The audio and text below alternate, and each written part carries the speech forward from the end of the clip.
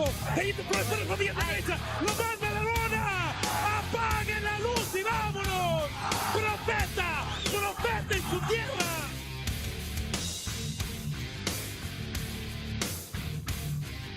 Esto es Naciones MMA, con toda la furia latina, desde Monterrey, Nuevo León, México.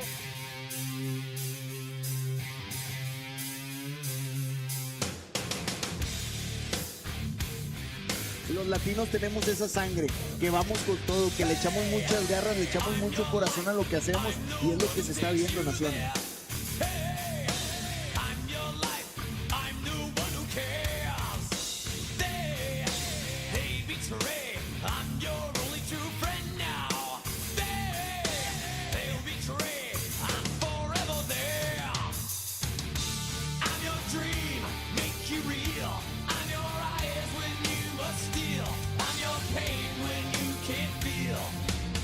Demostrando quién es el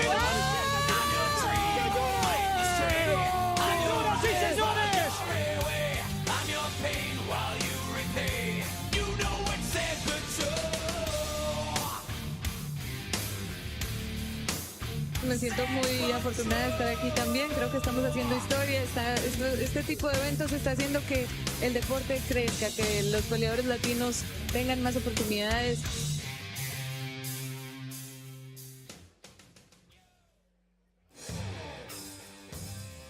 From Monterrey, Nuevo León, Mexico, it's time for Naciones MMA 15. The show center has been home for Naciones 3 different times, and tonight an action-packed card is coming your way. A beautiful evening in Mexico, Monterrey, a city that is loving MMA, a city that loves its mixed martial arts, a city that loves its sports, and a city that is growing with so many different academies around the state. And Naciones MMA always strives to put on a show, and that's what we're going to get today, featuring some young fighters, featuring some local fighters, and featuring fighters that are making their way to climb.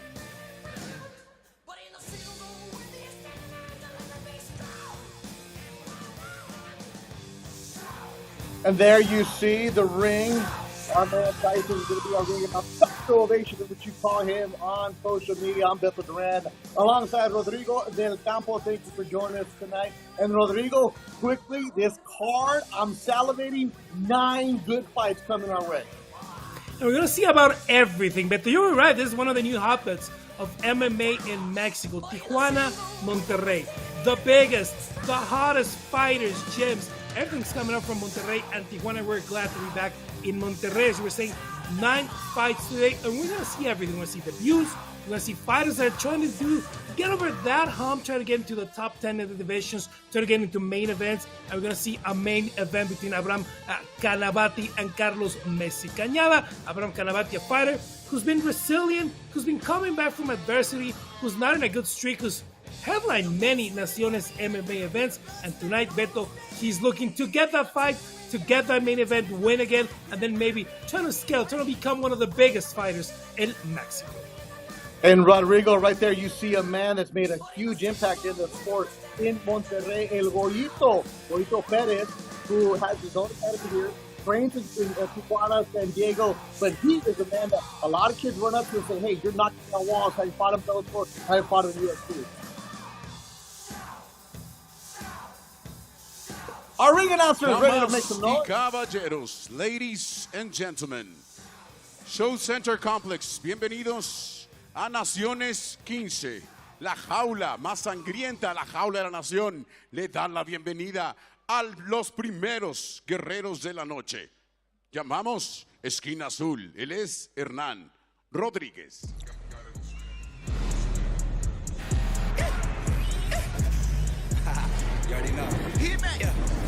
Hernán Rodríguez, 25 years old, Juárez, Mexico, right on the border, making his debut. And all fights tonight are going to be 3 rounds, 5 minutes. So Hernán Rodríguez, bienvenidos a Naciones. And the first bout of the night, it goes to you, young man.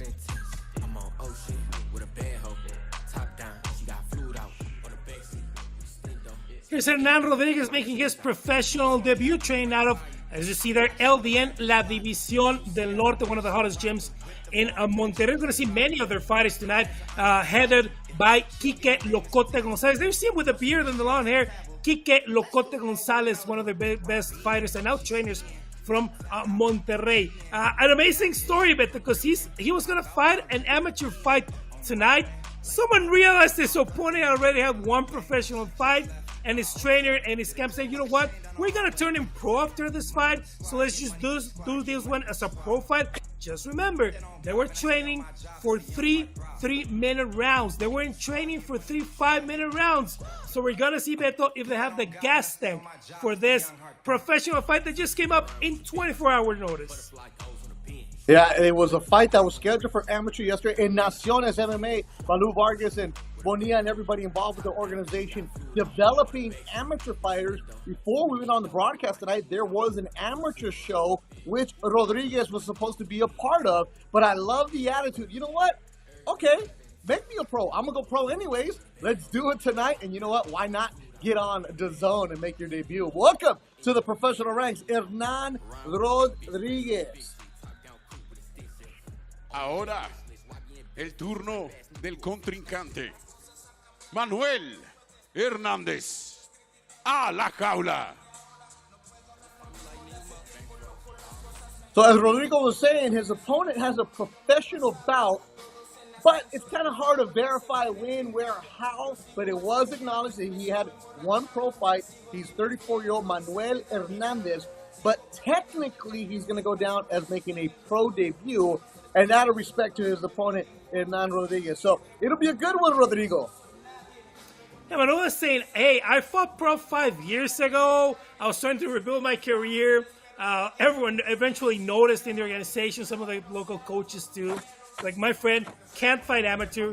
You're going to have to fight a pro fight again. And it's understandable that the amateur fighting career that these fighters can have now in Mexico and other countries in the world wasn't something that was available to them 5 years ago. Now we're going to see with fighters tonight in this card, fighters that have 10, 12 amateur fights. They're experiencing big arenas, they're experiencing large cages, maybe world championships. Very different from like what fighters were able to do 10 years ago, even 5 years ago. Manuel Hernández, 34 years old, from nearby Guadalupe, Nuevo León. Beto was talking about what Goyito Perez has done for Mexican and Latin American MMA. Well, Goyito, he's not actually from Monterrey, Nuevo León. He's from Guadalupe, Nuevo León, which is it's very close to Monterrey, Nuevo León. They kind of acknowledge that it's basically the same thing, not technically the same thing. Yeah, they see each other. They can see each other from the hill. They can see each other from the hill. They're great fighters. They have great athletes there in Guadalupe, Nuevo León, and Monterrey, Nuevo León. And I'm Manuel Hernández. Okay, we got you. We caught you. And now you're going to have the 5-minute round instead of the 3-minute round of an amateur fight. All right, Dr. Ovation, make it official now.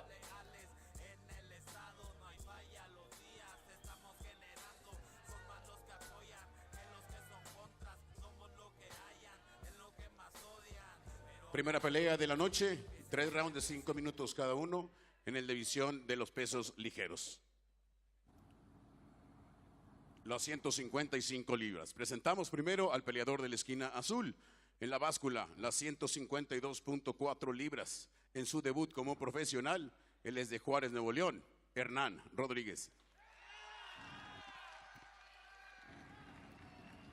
En la esquina roja, con un peso en la báscula de 150.2 libras, también en su debut como profesional. De Guadalupe, Nuevo León, Manuel Hernández.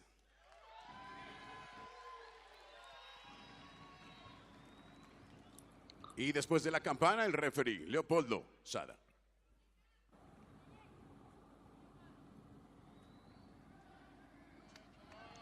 Leopoldo Sada, our referee for tonight. All right, and we are ready to go. Our first bout of Naciones 15 in Monterrey, Nuevo León, Mexico. Rodriguez with the white trunks. He's got the long braids. What kind of fight are we expecting? These guys were amateurs expecting 3-minute rounds, Rodrigo. I think that's what's going to happen, but I think they're going to realize the 5-minute round is very long. They're going to try to measure themselves in the first minute, or maybe we might see someone who wants to go for the kill immediately, especially Rodriguez. I know Rodriguez wasn't really happy with this. He absolutely was going to turn into a pro fighter. He's a great prospect, even at 25 years old. Going to see a bunch of fighters from Monterrey that are debuting later in their age. Maybe he's going to have to push the limit a little. I think he's going to hang on, Beto, lay back a little, and then see what the 5-minute round is really about. 25-year-old Hernan Rodriguez in the white, 34-year-old Manuel Hernandez in the blue and black. And the MMA scene has grown so much over the last 5 years in Mexico and all Latin America, but Naciones promotion in existence since last year has done a big job of bringing it, as Rodriguez dropping the arms, letting the hands go a bit, looking for the big punch. And we're going to see a lot of this tonight, Rodrigo. There is no feeling out. It's just let's go and chuck them and have it. He's very frontal, just biting on the mouthpiece, but he is moving away from the center line and going with the power with the right hand. You'll see the kicks from Rodriguez. Strong leg kick again. But yeah, as we mentioned, a few years ago, it was the Wild Wild West for the MMA, but now with FAM and organization amateurs, providing good pay, providing good health, providing opportunities for these young men to be on a platform like DAZN, the sport grows and grows, and when Naciones goes to either Monterrey, Tijuana, Saltillo, Guadalajara, Colombia, Argentina, wherever it goes, Rodrigo, we've been there, we've seen the crowds line up early. It's so much fun. Nice elbow there from the clinch. I think he touched him a little. You were talking about the amateur fights. Naciones Next, as they're called, giving them the opportunity to fight in a professional organization in an amateur rule set still. And they're just letting the hands go here. Bloodied is Manuel Hernandez in the black. He's poking at the nose. He's been chucked with a couple punches from Hernan Rodriguez. Halfway through the first round. And this is what Rodrigo was talking about, the conditioning factor of like, oh man, it is going to be 5 minutes. So I don't think we're going to see 3-4 rounds here. As most Naciones fights are not going the distance. They match them up really well to get you action and excitement here on Naciones.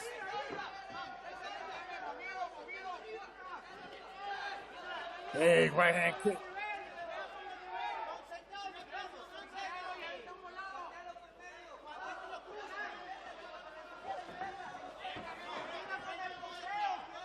Rodriguez looking very relaxed in his guard, just looking for this opportunity. He's throwing hard. He's throwing hard, but like he's throwing intelligently. He's not throwing just into the guard. He's moving a little, finding with the feints, trying to open a little bit of the guard of Hernandez, and then going in with that right hand. This right hand now, he's showing it way too much. He's cocking it a little bit, though. He needs to put it behind something, behind a jab, behind a three, maybe behind that nice right side head kick that he's been throwing. It just can't be the first punch of the combination anymore.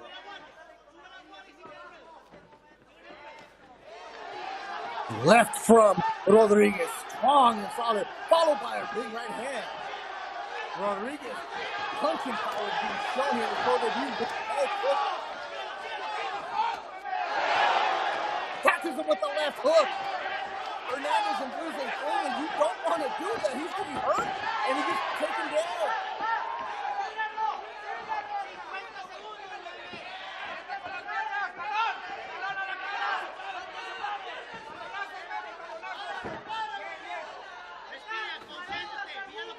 Are you seeing Hernandez, Beto? There's not only the gas tank, Beto. You see him with the mouthpiece already out. He can't breathe. I don't know if that nose might be broken, if that nose is giving him issues, but look at how far out the mouthpiece is now just to get some air. And Rodriguez steps back, allowing Hernandez to get up. Hernandez says, thank you. Get out on my feet. They're both cast here in the opening round. Our first bout of the night, Naciones 15, leading up. 8 more to go. Good action, back and forth. The two fighters making their pro debut.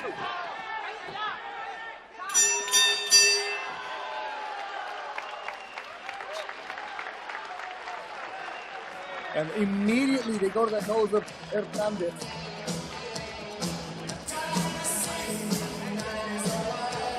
As we like to say, Beto, in Naciones MMA, trust the matchmaking. I understand these are kids that you haven't seen before, names that you don't know before. Trust the matchmaking. And this has been a great fight, even moving to the fifth rounds. This is a good position, getting the underhook, controlling with the underhook, you're going with the elbow up top, trying to hit with power. Again, the nice three, the nice hook, a little wild with the punches, but Rodriguez has the maturity to stand back, letting Hernandez just punch the air, and then going forward. He's been stalking this fight the entire fight, the entire first round. Go with the jab, solid jab. This is not just for touching. This is not just only for distance. He's trying to get punching power underneath that jab with the three, and then combining those front kicks going to the body, and then the right kicks going to the head. We're going to see if he has the conditioning for the second round, but so far, Beto, a really great round for Hernan Rodriguez in this first one. DAZN MMA, Naciones MMA in Monterrey, Mexico. You just joined us on this Friday night. You're watching two fighters making their pro debut. Grappling Rodrigo del Campo, Monterrey, Mexico. That kick from Hernandez in the black and blue. He's bouncing up and down in the middle. But you're right, Rodrigo. That nose was really busted up, and they worked on it quick.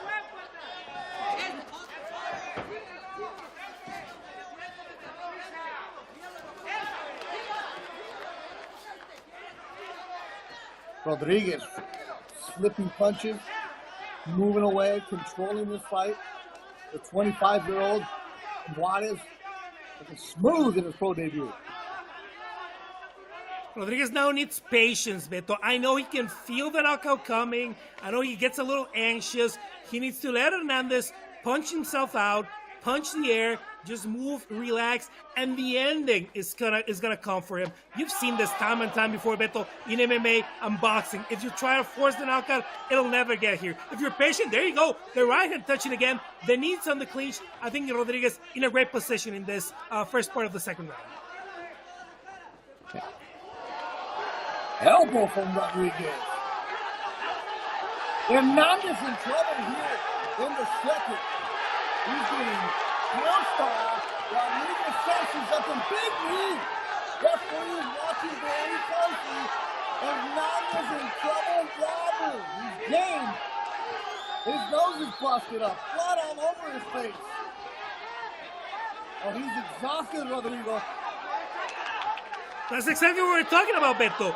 Let himself punch out. You'll get the opportunity. I know there's 3 minutes to be calm about it. Get a nice plumb, get the elbows. Lot of punishment. The referee is very close, Beto.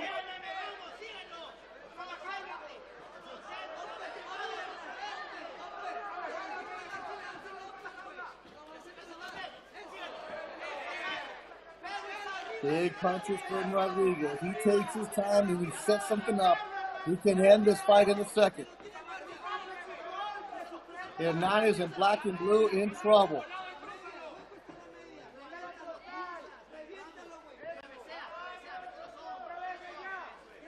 Halfway through the second round.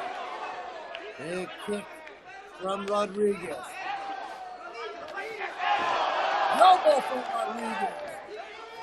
More damage to the nose. Hernandez eating knees. More elbows from Rodriguez. Against the cage, and that's it. It's over. In his professional debut, Hernandez Rodriguez gets the stoppage.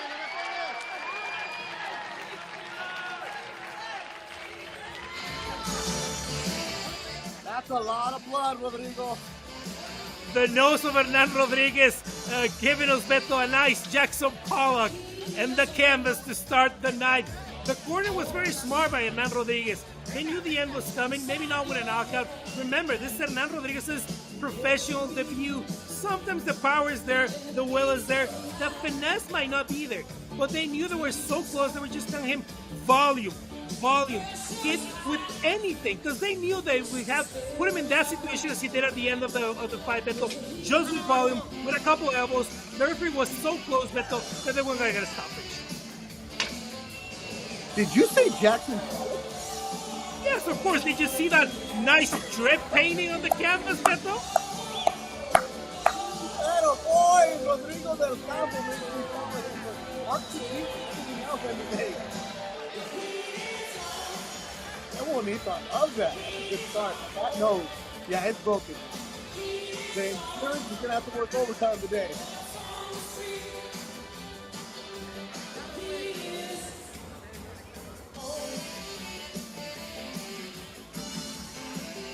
Manuel Hernandez was game.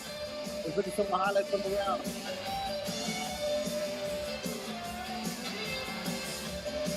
That's what we're talking about, Beto. Manuel Hernandez just punching the air. Hernan with calm. That number 3, that left hook was going actually well on top of the punch. The high kick too, giving him distance, giving him patience, and that's exactly what he needed. Patience. Those elbows were connecting the entire fight. Underhook underneath the armpit, and then with the right arm going with the elbow. There you see it. The nose was gone, the mouthpiece is out, and there he just steps on the accelerator, punches, and it doesn't even matter if he's doing damage or not. There's no intelligent defense. The ref knew that this fight was almost over for Manuel Hernandez, who there was no shouting, there was no asking the referee for anything, Beto. He just kneeled, took the decision, and actually I think was a little thankful for the stoppage.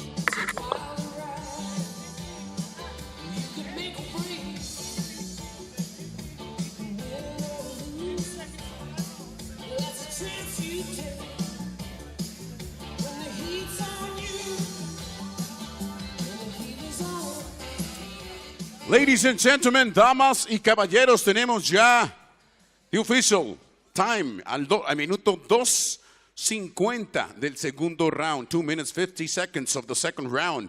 Para el ganador por la vía del TKO, Hernán Titi Rodríguez.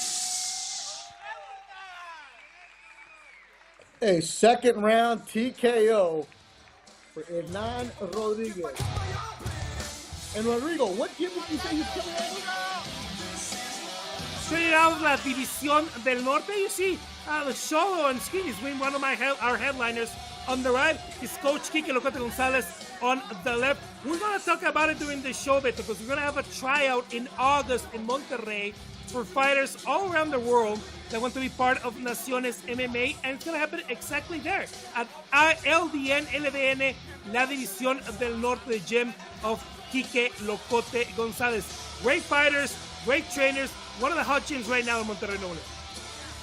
So the MMA scene, if you're an amateur, you want to get some work and exposure, follow the Naciones MMA social media account for more information. As you see, more highlights of Hernan Rodríguez. Debut. Not many kicks. It was his punching that was really strong. His striking was strong. The punching was really good. I like the kicks, Beto. I think he could put more volume on them because they helped him a lot with the distance. He rarely threw them, but he was able to switch stances, throw with power with the left, throw with power with the right. So they're there. This is professional debut again, as we were saying. The kicks are there. The power are there. He can maybe just start to applying them in different situations. It helped them to get distance. And there you go, Beto. That's the Jackson Pollock being painted live on TV in the canvas. The canvas is bloodied in the first fight. Take a bow, Hernan Rodríguez. A great crowd inside the show center in Monterrey. Make sure you follow all the Naciones MMA accounts, especially the Instagram, right behind the scenes crowd. So we have 9 fights total. We just got done with Rodríguez and Hernandez. We have the females, Estrada Martinez, Torres Cerda, that's a good one. And of course, our man Sonny Luque, who's usually my broadcast partner. He's back in the ring tonight, inside the cage. He takes on Sanchez. The battle of veterans is always fun. Dinajero, good. Guzman. And of course, our main event, Canavati, Messi. That's an interesting one, especially because Canavati always brings a crowd, Rodrigo. Canavati is one of the biggest fighters right now in Monterrey, one of the hottest fighters in Monterrey, and we have to say, one of the biggest ticket sellers in Monterrey. It's not only his gym, it's not only his family. He's made a name for himself in Monterrey. People want to see him. And as you say, one Sonny Loco Luque making his MMA comeback. He hasn't fought MMA in about 2.5 years. He's been keeping himself active, not only as a coach, not only as our broadcast partner, but also doing kickboxing. He fights a lot of kickboxing in the Laredo area. in Texas, but he wanted to fight MMA again. We'll talk about his fight later on. Wanted to fight MMA again. It's like, well, there's no place like home. Naciones MMA is his broadcast home. And now, Beto, this is why Sonny Luque is back on the MMA cage in one of the greatest cities he ever fought in, Monterrey. No, he was an important part of the development of the MMA Monterrey scene, and we're glad to have Sonny Luque back in the MMA fold here in Naciones. And hello to everybody watching us in Laredo, Texas, right there on the border. We also have 19-year-old Gabriel Tinajero and Chiquilin. We have a 19-year-old and a 40-year-old. Naciones. Hey, you talk about age range, we got it all for you, baby. Our next fight, Javier Gil and Jorge Bracamontes. This should be a good one. Professional debut for Javier Gil, 1-2. For Jorge Bracamontes, looking to turn the corner of the original the fighter out of Saltillo. About an hour away from Monterrey in Nuevo León. There's a little bit of a rivalry there, but this is Chiapas with Francisco Javier El Cazador Gil and Jorge Bracamontes here in a featherweight 3-round fight.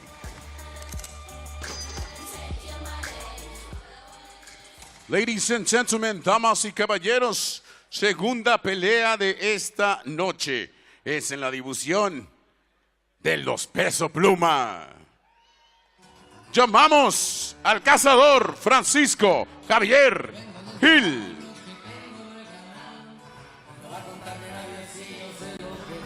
Gabriel. Apuntan con el dedo, hablan mal de mi persona. Pero eso no me hacen porque hago las cosas bien. A quien me mente trago los consejos del infierno. Mucha gente ya sabe lo que fui, lo que soy. Give us that one last move, Rodrigo. There's Francisco Javier El Cazador Gil, 27 years old, out of Jiquipilas, Chiapas. One of the fighters from that area of Mexico, the peninsula, making his professional debut straight out of Combat Center in Chiapas. He's a BJJ specialist. We're going to see him in this debut if he tries to do some striking or if he tries immediately to go to the ground. And this is one of the things I like about Naciones MMA. We're not only looking for fighters from Monterrey, from Tijuana, from those cities that have become the classic cities in MMA in Mexico. We're looking for fighters everywhere in the country, everywhere in Latin America, and giving them a chance. As you know, Beto, in boxing, there's gyms everywhere, there's fighters everywhere, there's talent everywhere. Sometimes geography prevents them to be in the big promotions, but here they are from the state of Chiapas. Francisco Javier Gil making his pro debut in Naciones MMA. Chiapas in the southern part of the country. We're in Monterrey, Mexico, the hotbed of Tijuana. And again, Naciones MMA, if you are a fighter, you want an opportunity, contact Baloo Vargas, send him your topology, let him know what you got. Let them know with your resume. Show them your Instagram. If you can sell, we can figure something out for you. But you see a young man from Chiapas traveling and finding it, that goes to show the growth of the sport in Mexico, Rodrigo. It's exactly what we need. We've seen Veracruz, we've seen Chiapas. I'd like to see by the end of the year getting a fighter from over 20 states in the country of Mexico, maybe by the end of the year. Just so we see all of you represented, and we're going to let you know about the trials that we're going to have in the month of August coming. And now, su contrincante, el favorito esquina roja, él es de Saltillo, Jorge Bracamontes. Jorge Bracamontes, with a record of 1-2, he's 26 years old. Debuted back in 2018. They took time off, came back to Naciones 2. He trains at Delta Academy. Rodrigo, he's got a very interesting story, this young man. Specialist in Muay Thai, this is his third MMA fight. As you were saying, they didn't fight for about 2 years. For those of you who don't know, we have a couple, let's say, pilot shows of Naciones MMA in 2021, the end of 2020, and then we started with our season in 2022. He lost against Charles Rocco Johnson, student of Sonny Luque, who we're fighting today. Lost a split decision, a very close fight against Francisco Villanueva at Naciones MMA 5 in March of last year. Injuries, personal things didn't allow him to fight in that period. He's one of the favorite fighters in Saltillo. We see one of the senior twins behind him in the corner from Delta Academy. Saltillo has just been rising as an MMA hotbed in Mexico. Great fighters, great gyms. They need the experience, but they have this ability of being able to travel to Monterrey. It's an hour and a half away from Monterrey. Get some cross-training there, be able to take part of the shows. And we're going to announce something later because, as you well know, one of our favorite cities in Naciones has been Saltillo, Coahuila. We might be coming back. We might have an announcement later on the show. But here it is, making his return to the Naciones cage, Jorge Bracamontes, looking for his second professional win.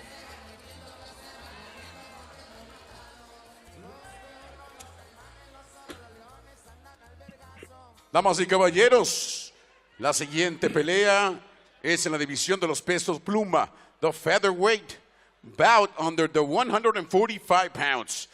Presento primero al peleador que sale de la esquina azul. Él pesó en la báscula las 142.6, 142.6 pounds. En su debut como profesional, viene de la Selva Lacandona, Quijilpas, Chiapas, Francisco, el Cazador Gil.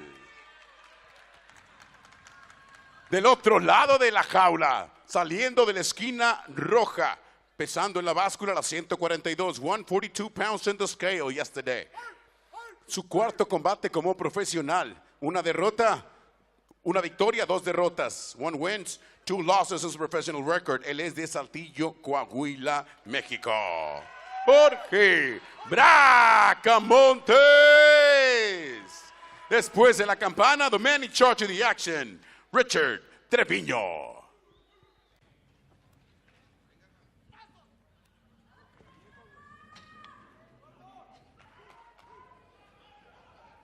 Hey, ¿estás listo?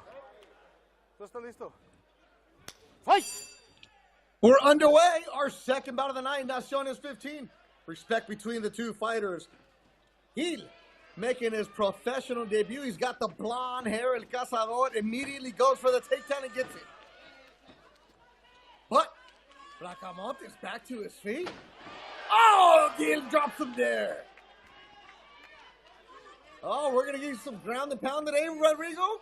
Oh, watch out for the Von Fluke here, Beto. He lost it a little. When you hold him to a guillotine and you get dropped on the ground, you have to let go of it immediately. Bracamontes finally recognized, let go of that guillotine attempt he was making, because the fighter on top, if he's smart, and he's very smart, Cazador Gil, he was looking for the Von Fluke choke, trying to submit with the shoulder on the neck. Gil on the fantastic notes that Rodrigo shared with me. He said, striker. He ain't no striker right now. He's coming there.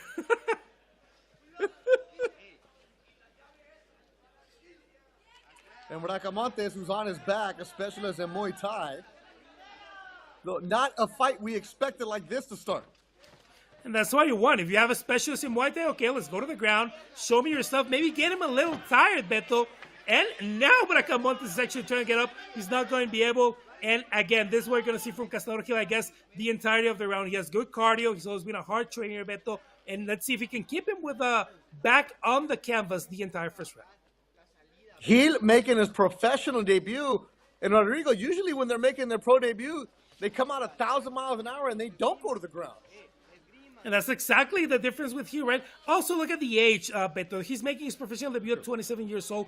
We're starting to see that trend in Mexico. Fighters or people who have been training for a long time at gyms, who maybe got the bug, never got the actual end of training or a camp or a fight to make their professional debut. And now they're saying, you know what? I don't care if I'm 24, 25, 26, 27. I'm going to make my professional debut. He's making it at 27, Beto, and you see how mature he is as a fighter in his professional debut.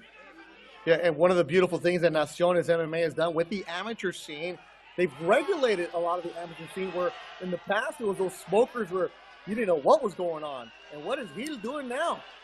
Watch out with the 2 hooks, trying to get him on the back, trying to get the rear naked choke, wrestling with that right arm, trying to go underneath the chin.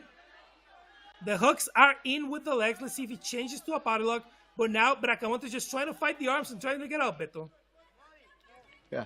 The show center in Monterrey, Mexico, some blood from the face out of Bracamontes, who's been in tough right away.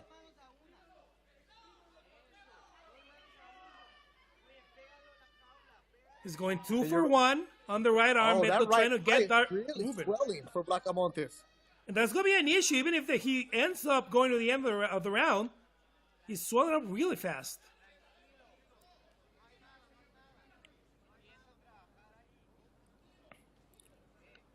Great camera work there. DAZN MMA bringing you Naciones MMA from Monterrey, Mexico.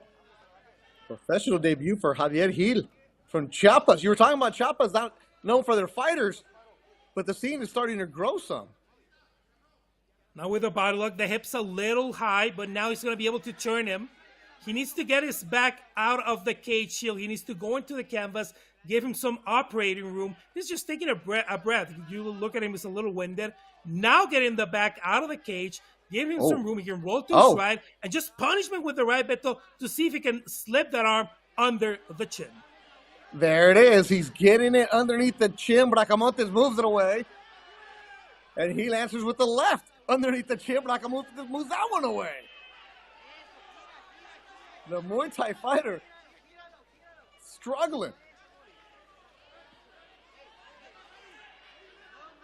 Uh-oh. Does he have it, Rodrigo? I don't think he's going to have it here, Sonny. The hip's a little high. Usually you want hip to hip, so when you see the hip, almost like at the start of the ribs, they're a little high. It's going to be a little difficult, but he has room at least. If he can get a little bit of grip with the underhooks or in the face, he can turn towards the canvas, get away from the cage, and give himself a little more room to operate. From here, knowing that that's almost the end of the round, he can just go crossface, try to go really hard on the grip, and just annoy him. He's not going to get a tap, but he's going to just keep draining his stamina and maybe getting himself in a better position for the second round. He does not stop working. There you see, punches to the ribs from Gil. And Bracamontes has not been able to breathe at all this round. Left from Gil. And that'll do it. A really strong round for Javier Gil in his professional debut. Naciones 15. And Bracamontes getting both eyes worked on between rounds. What I want to see from Gil, Beto, is what is his actual gas tank? This is a very hard rep. This is the first sequence where he got the guillotine and then threatened with the one flu. Went for the single leg, dumped him, and look at immediately that left arm trying to go behind the neck and then trying to go the one flu. They're just going to side control with the elbows and then eventually would take his back. What Francisco Javier Gil did is just very tiring. I know for some of you, maybe you don't like the ground, maybe you don't like the wrestling. This is a lot more tiring than just the strike. Bracamontes is just done. He's dumb. He's taking breaths. Let's see if he can get some rest in the corner. But Gil, I don't think he can keep this up, Beto. I think this is just very tiring. I don't know what his gas tank is going to be actually. But this rhythm, he just can't keep it up for the next 10 minutes. Professional debut, 3 5-minute rounds. The crowd at the show center making some noise. Trying to root on their man. Bracamontes, who's Saltillo about an hour away, he comes out swinging hard. Trying to land a big shot. Here's Bracamontes. Good jab from Bracamontes. This is more what Bracamontes wants to do right now. And now we're going to see what kind of striking power Gil has. The note said he's a striker.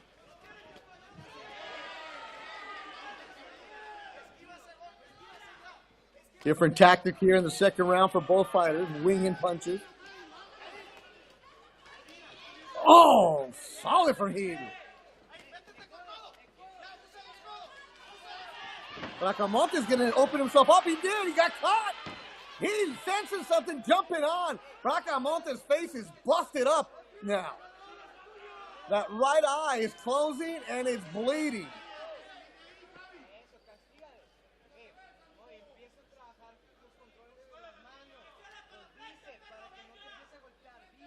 They're asking in the corner to get control of the arms, trying to control the bicep. So Bracamontes doesn't have an option. Let's see, Beto, if he wants to take it calmly and try to do BJJ here, or with what we're seeing in Bracamontes and the wounds he has in the face, maybe just posture up, go for some hammers, go for some elbows, try to get some more openings there, and then see if the ref can intervene and stop the fight.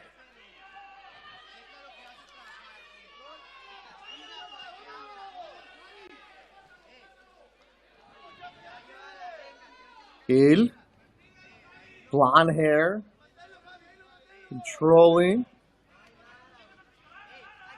Those constant punches to the ribs take a toll, Rodrigo. And also, let's watch out for the ref, Beto, Rich. He might be a little trigger happy sometimes to stand them up. So the moment he sees no action from Heel, he might threaten a stand-up. So this is something that Heel should know, the corner should know, to just keep him going, to keep him doing damage so they don't get a stand-up here. 145-pounders, our second bout of the night, Naciones 15 in Monterrey, Mexico. Who's in that corner? They're asking Bracamontes in the corner. Is Paulino Siller, Beto, former Naciones MMA fighter, a great prospect at a flyweight. And he was telling Bracamontes, you need to open your legs, you need to put him in the hips, and you need to stand up. You're going to lose this fight. The round's almost over. You see Paulino there with the hat. Round's almost over. You're over halfway done. And they know this fight is lost, Beto. He has not had any options actually on the stand-up. He can't get up. The fight is done, even though we're 7 minutes away from the cards. Are we going to get to the cards?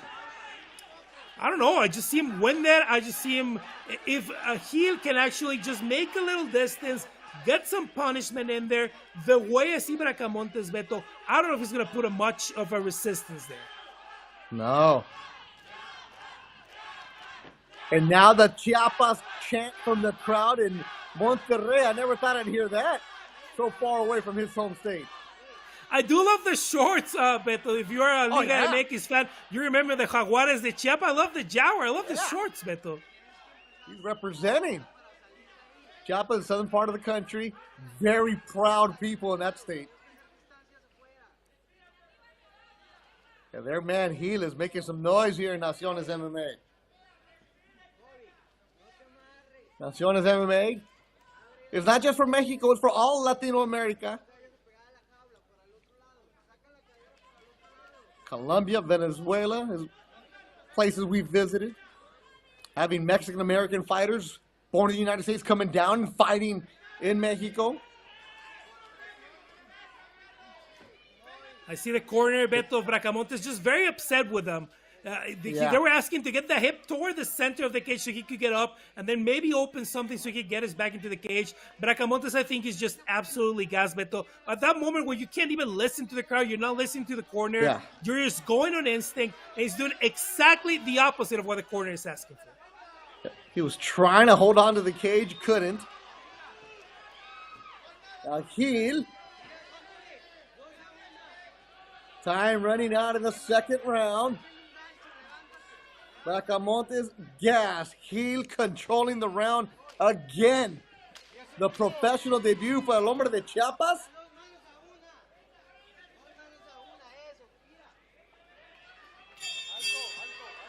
Done with two.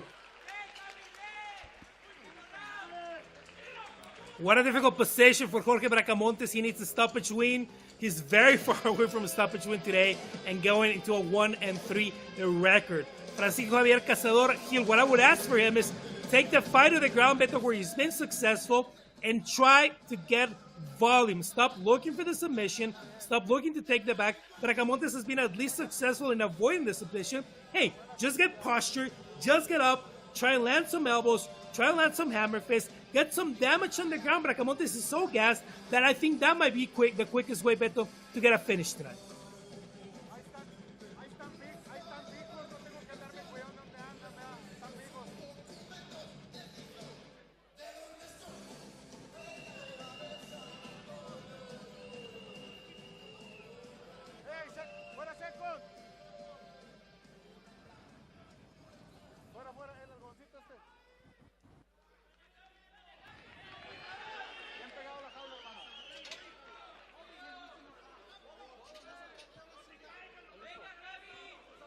All right, we go to our third and final round between Javier Heel making his professional debut. Respect between the two. They hug And then now they're going to throw here in the third and final round.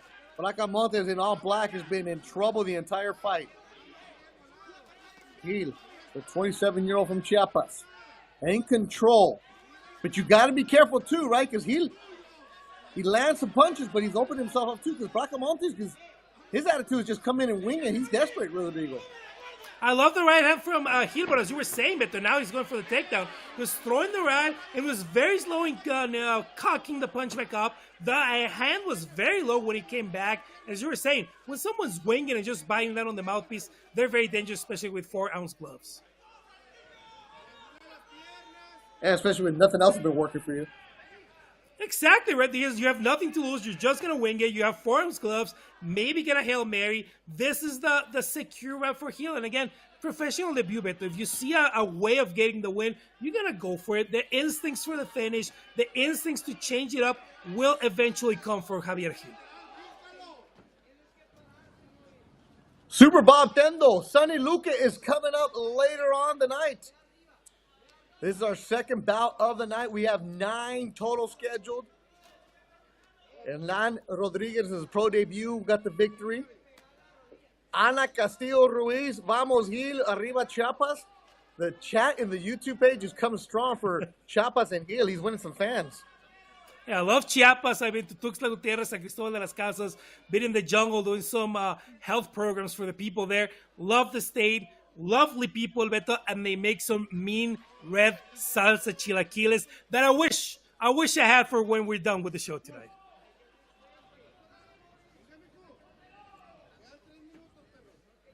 Yeah, we gotta have a chilaquile. We gotta need that, bro. We need that, and that's what he earned.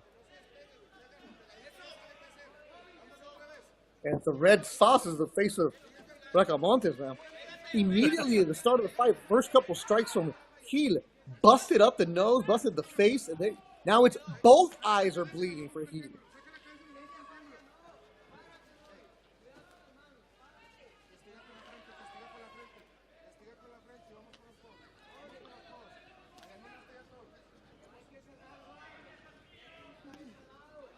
Yeah, you can actually see the ref.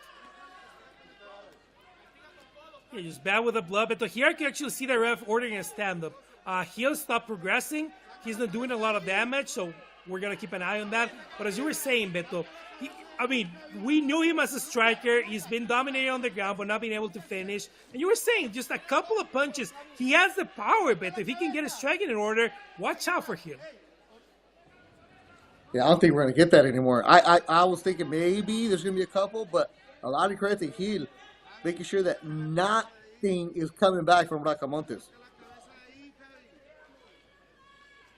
They're trying to warm in the corner, Beto, to get the head out of there. They don't want any last-second heroics from Bracamontes. They don't want any last-second mistakes. Hey, pull your head up, get up. Don't maybe get it caught there. You can just posture up, throw your punches, and then just ride out this last 90 seconds.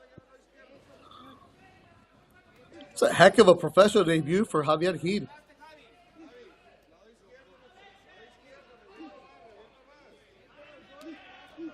And they're both gassed, especially going 5-minute rounds. It's one thing to train for it, another thing to actually do it. Especially the adrenaline dump, Beto, in a full arena, with the lights, with your walkout song, with the camera in front of you. The adrenaline is the thing you can't measure from. You don't know how much you're going to dump. You don't know what time of the fight you're going to dump. So this is also something that probably happened to Javier tonight. And a lot of credit, too, to Jorge Bracamontes, el corazón del muchacho de Saltillo, Coahuila. There's just been too much Gil tonight. Bracamontes is tough. He's game. But his game plan went out the window in the first 10 seconds.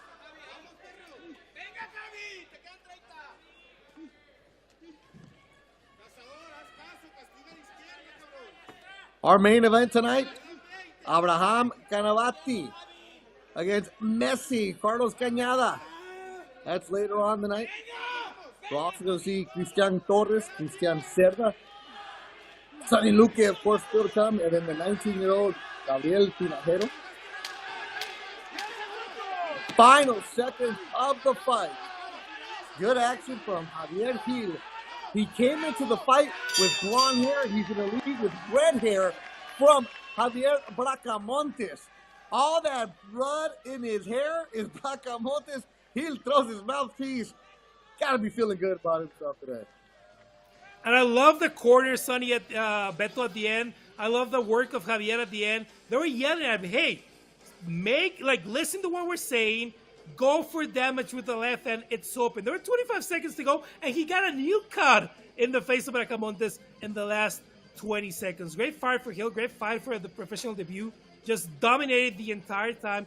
Couldn't work for the finish. Those things will come, Beto. This is just a pro debut. He'll eventually develop. But today, just dominating, doing damage, working on the ground. Just a great fight from the kid of Jiquipilas, Chiapas.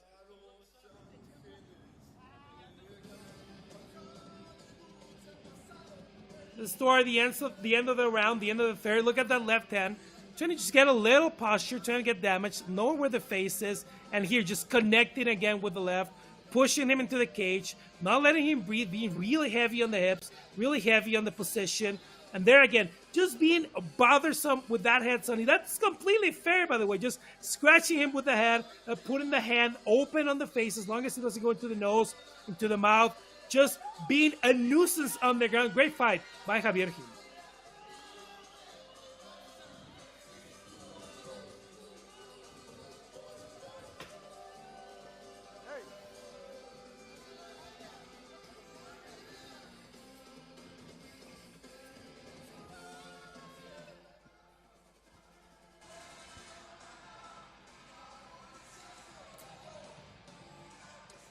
Ya tenemos the points, los puntos, por la vía de la decisión unánime para el ganador,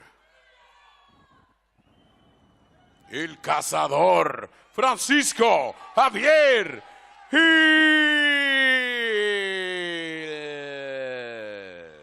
That was an easy one, Rodrigo. That's an easy one. A great debut for Francisco Javier Gil. We love this. We love the sporting attitude between both corners, between both fighters. You can ask for a better debut. I mean, you can ask for a finish better. You can ask for a quick fight. But honestly, I think this is even better for a debuting fighter. He went the entire way. He went the 15 minutes. He now knows what he can do. He knows what it's like to be in deep waters, in a tough fight where you can't get the finish. And I honestly think Beto is a lot better experience for someone than just getting a quick finish in their first fight. Yeah, absolutely. The experience inside the cage cannot be duplicated. So, felicidades a El Cazador, Javier Gil, y saludos a toda la gente que en Chiapas, mirando.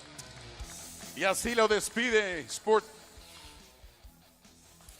Those moments from the fight is what Beto was talking about. Bracamontes just trying to wipe away the blood. For Bracamontes, the damage was really bad, and not only under the eyes, but also the small cuts on the eyebrows. They're just so bothersome. It's just blood flowing down. You have the fighter on top of you. You have their head in front of your face. You have the blood dripping down your eyes. It's just absolutely difficult to get some sense, even sometimes, of what's happening. There for Bracamontes, just a difficult position now, Beto. 1 and 3 as a professional fighter. There are things you need to retool. I understand not wanting to go to the BJJ. I understand not going to wrestling, but you need to be able to get up, Beto, and you need to be able to block the takedowns. Our main event tonight, Canavati, El Tigre, taking on Messi. That's going to be a good one. Torres said this strong. The females, I'm really looking forward to this one. Paola Estrada, Karen Martinez, Aguascalientes de Monterrey, going back at it. The 19-year-old is Gabriel Tinajero against Gabriel Tobar. That's a good one. So the good fight coming your way, especially Montemayor, Guzman Garcia. So, of course, I'm putting Sonny Luque last because you got everybody watching us on YouTube.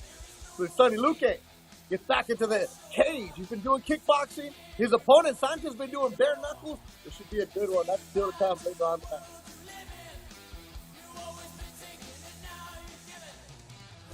Show Center in Monterrey, Mexico, Beto Duran and Rodrigo del Campo. Rodrigo, what do we got here?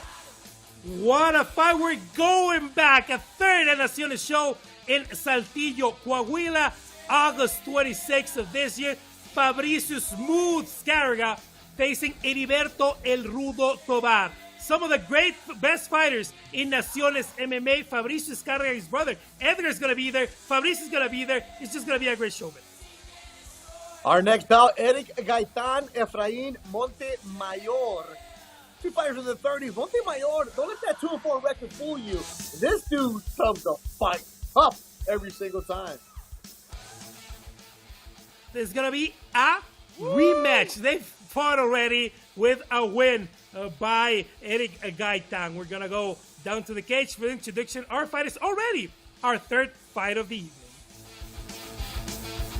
Show Center Complex. La siguiente pelea, el siguiente combate en la jaula de naciones es en los pesos gallos. The bantamweight division fight. Esquina azul. Eric, el extranjero, Gaitan. Nadie dice nada y todos mis yonkis siempre aquí están. Okay, what's that coming out to? Eric Gaitan is coming out to his own. He's a rapper that has a huge following.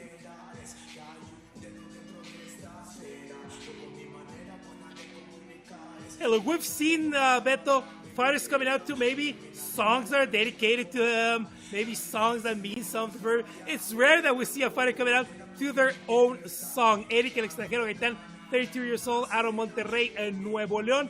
This is a rematch. He debuted professionally in April of last year with a win against Efrain Montemayor, who's facing again tonight in Azteca Fight League, but he lost his most recent fight against Guillermo Vidañez in the month of August. He's a complete fighter, but he's always focused on kickboxing, especially out of the cage. He's fought kickboxing several times. You see the corner of Olimpo Academy, one of the biggest academies in Monterrey, one of the greatest training grounds in Monterrey, home of El Zorro Marroquín, who is now the president of the Mexican Mixed Martial Arts Federation. We're going to see some of their fighters tonight here in Monterrey. We're going to see if Eric el extranjero Gaitan can again beat Efrain Montemayor in this rematch.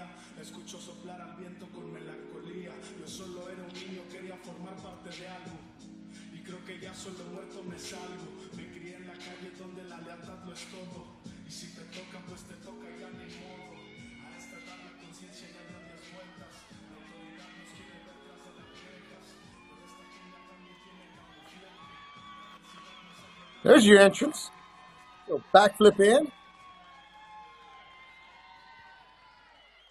Ahora su contrincante. Él representa la esquina roja. Monterrey, Efrain Montemayor. Efrain Montemayor. They fought last year. This is the second time that he's going to be in Naciones. But his last fight was in Naciones 7. Hasn't seen him since.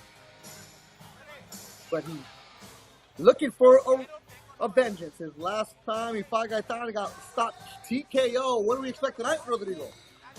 The 37-year-old fighter is just someone better who wants to fight. There's no career plan. Obviously, he wants to win.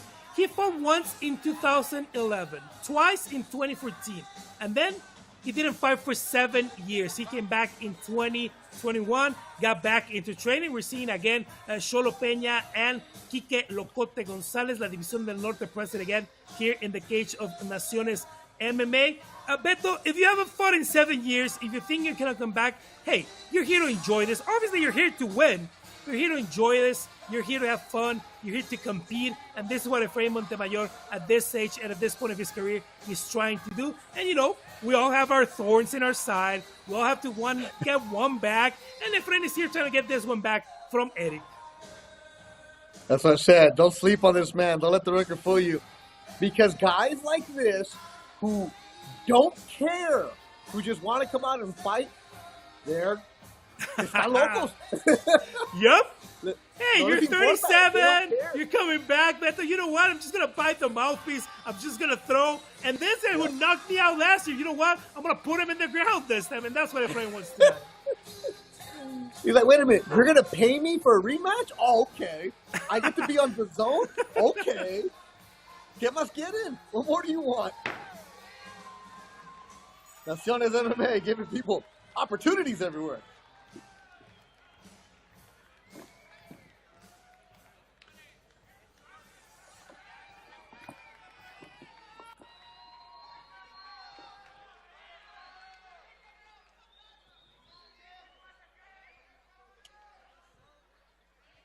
Show Center Complex. Les presento una batalla que es una revancha en la jaula de las naciones. 3 rounds de 5 minutos en los pesos gallos. This is a bantamweight bout under the 135 pounds. Presentando primero a la esquina azul. Ayer en la báscula las 133.4 libras, 133.4 pounds in the scale.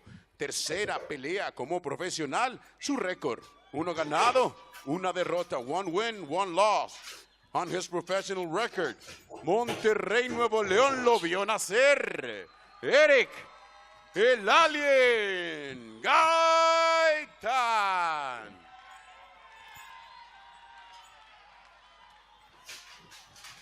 Del otro lado de la jaula, en la esquina roja, pesando en la báscula, 131, 131 pounds in the scale. En su séptima pelea como profesional, 2 ganados, 4 derrotas, 2 wins and 4 losses. También de la montaña gigante, Monterrey, Nuevo León, México, Efraín Montemayor.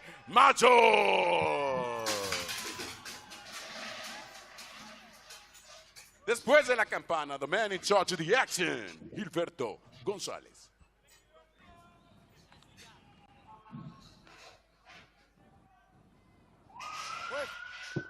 Gilberto, ready to go, our referee, our third bout.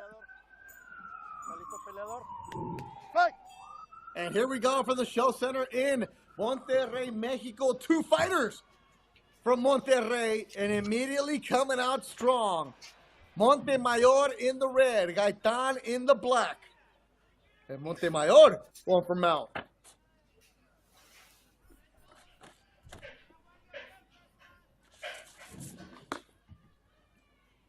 What are you going to expect here, Rodrigo? As we're saying, Beto, if you want to keep the fight standing up, do that big sprawl, get the wrestling in, or otherwise you're going to get planted in your butt, you're going to plant it on the canvas. Let's see if he can keep up the pace. We just saw wrestling for the entirety of our second fight. Let's see what happens in this one. Who's his favorite, this style? I think it favors Montemayor. I think he's a little more training in wrestling, a little more training in jiu-jitsu. I don't know how he's gonna be able to progress. Eric Gaitán has a lot of wrestling in him, at least defensively. He wasn't able to stop the takedown, but he's going to be able to try and stop the progress. And also, he's training with the triangle, so watch out for that. Legs high, training for the triangle or the armbar here. And it's a big night for La División del Norte, isn't it? Yeah, a bunch of fighters tonight. They're at home. They're going to have the trials for Naciones MMA in August. They want to look good in front of the boss. They want to look in front of everyone here at the show center. Yeah, the main event tonight, Abraham Canavati trains with Montemayor.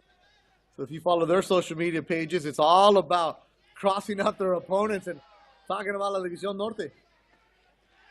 Yeah, but I'm Canavati training with a new team, Rebel Pro, but he took Montemayor and some of the La División del Norte fighters under his wing, trained with them a lot for this camp, and it's, working for Montemayor so far.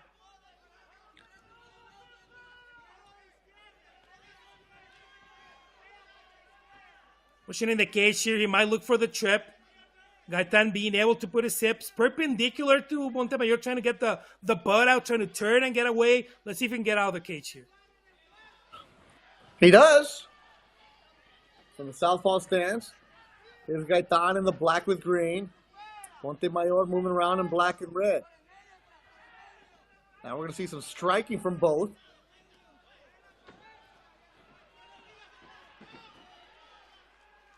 It was Montemayor who was knocked out in the second round in their first fight. But it's Montemayor being the aggressor halfway through the opening round tonight. Learn this lesson. He doesn't want to strike. He wants to take this to the ground. And Gaitán needs to be a lot more careful, Beto, because honestly, and I'm not trying to be a little critical here. That wasn't a great takedown. That wasn't a great attempt. And Gaitan just ate it and went to the ground. Oh, watch out. This could be under the chin, Beto. Could it be? Could it be? Montemayor? I think it's at least deep enough to push for it. Oh, and he got out of it. Remember, if you're strong enough, you have good grip on the back, maybe going cross in the back, you can go under, you can go over the chin, you can go on the jaw, you can go over the mouth. You can actually get a choke there. You need to push your chin downwards, and this is what he was trying to do, Beto. Going in front of the mouth, it's okay. You just need to put their chin under and then do a lot of pressure. You can get some block blockages on the side of the neck, and then his whole chin is going to be able to just try to stop that breathing and get the tap out. Nothing underneath the chin. Gaitan in a tough spot.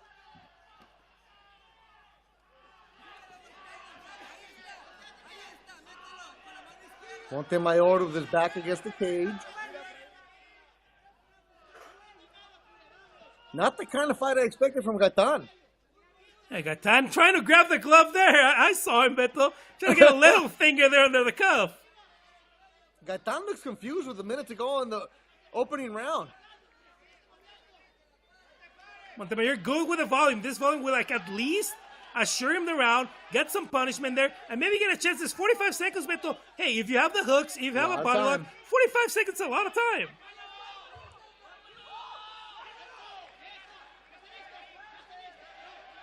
And Montemayor goes right back to it.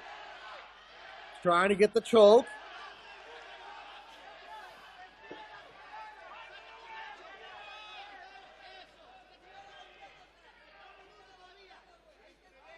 Montemayor really focusing on trying to get that choke. Gaitan shoots the hips.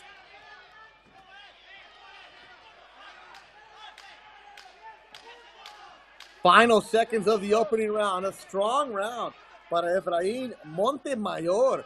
Looking completely different in the rematch from last year. Total domination from Montemayor. Kind of close to a 10-8. I don't think we're going to see a 10-8 here. There was a little more damage. Maybe we'd start talking about 10-8. But at least he had the dominance during the duration of the round for Efraín Montemayor. I think what the corner needs to talk to him right now is, are you strong enough to try and get the tap out even though you're not under the chin? We've seen them a lot in MMA recently in the last couple of years.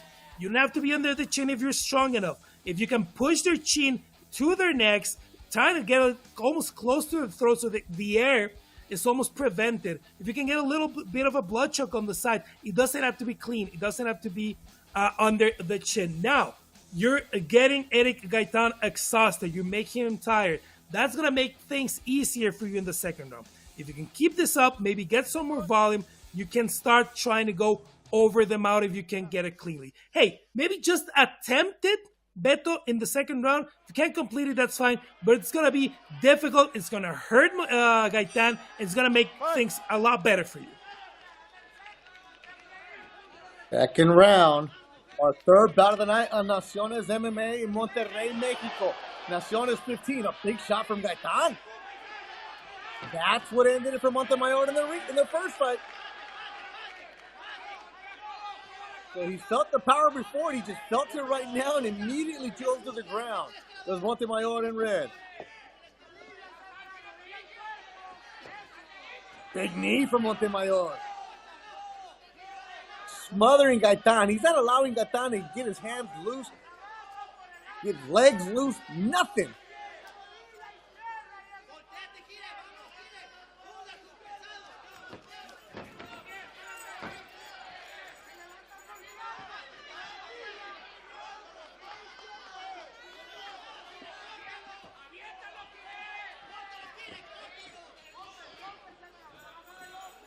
Finally, some separation. Hook from Montemayor. His striking is solid.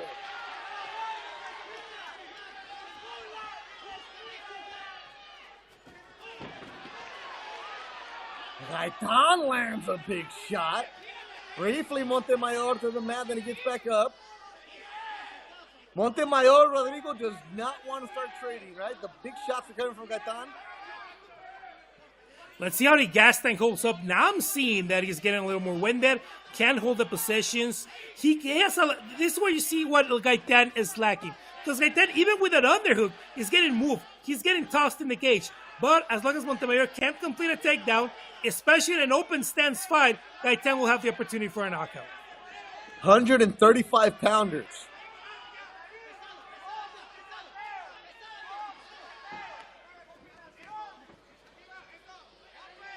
As Rodrigo said in the beginning during their ring walks, Montemayor at 37, he just likes to fight.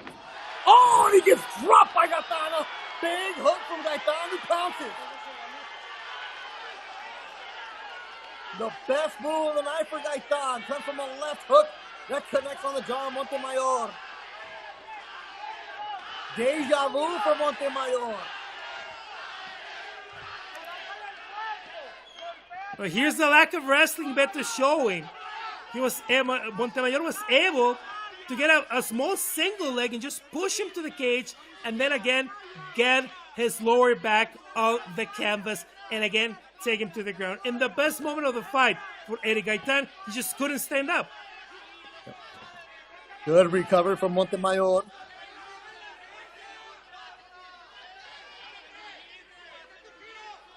Yeah, if you're Montemayor, you do not give Gaitan any kind of chance to extend the hands. A chance for him to strike hard. This is what you want if you're Montemayor. And now you need something big, but because that knockdown has been by far the most important moment of the round.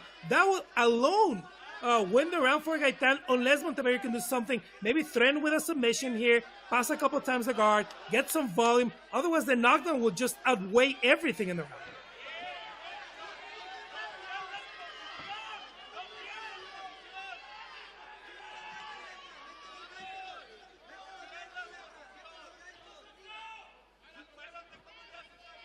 Naciones 15, Monterrey, Mexico.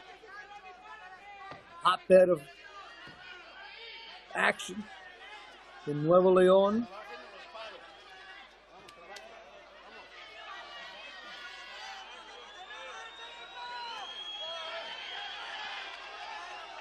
Nothing happening for Montemayor. Gaitan covering up.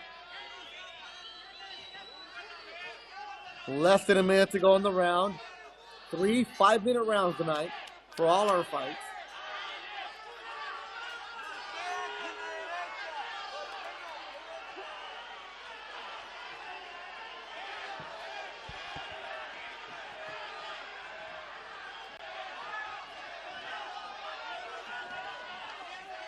Some right from Montemayor. Gaitan on his back.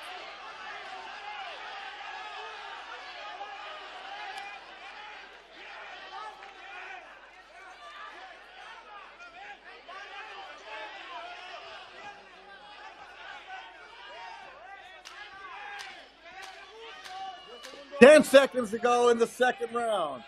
The big shot landed by Eric Gaitan. Would that be enough to win a round? As we head to the third. Problem for Efrain Montemayor is he dominated the second part of the round, but didn't do a lot of it. We always think when you're thinking about judges, the takedown and. Show me something after the takedown. Show me damage. Show me you passing the guard, getting to dominant positions, threatening for submissions. And the difference between the first and the second was Montemayor wasn't able to do that. Here's the exchange that just gave a little room for Gaitan, and then with space, he was able to connect. He was able to try and take him to the ground. Just the bigger punch there might be enough to win him the round. Again, a knockdown might be greater than anything Montemayor did in the round. He didn't really do much other than hold the position. But that's the problem for Eric Gaitan. Here it is, just a clean punch. Just hit him on the ground. But that's the problem with Gaitan, because he just held his position. He wasn't able to move, wasn't able to get up. And again, you can be the greatest striker in the world. This is still MMA. And if your wrestling is on point, if your jiu-jitsu is on point, this is what's just going to happen round after round.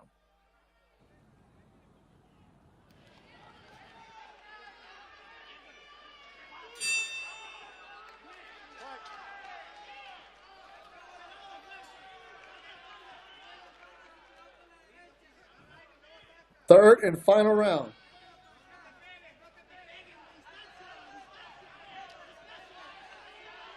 Beto Duran, Rodrigo Del Campo joining us from Monterrey, Mexico. Another solid hook from Gaitan. Montemayor, get away from that. Right? Stay close.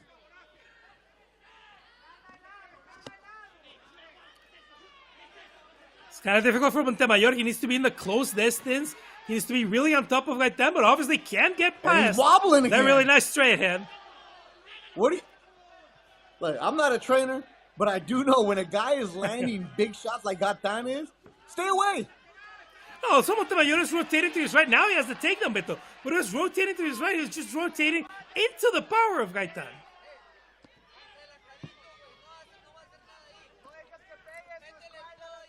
A rematch of their fight from last year that Gaitan knocked out Montemayor.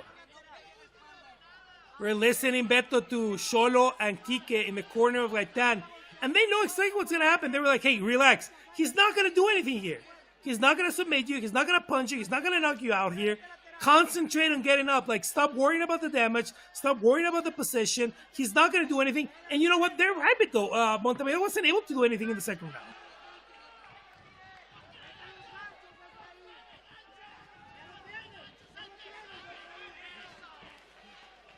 And that's a mistake by Montemayor, Beto. He went for the neck before getting the hooks, and then that just made it a lot easier for Gaitan to be able to get the hip out and escape the submission attempt.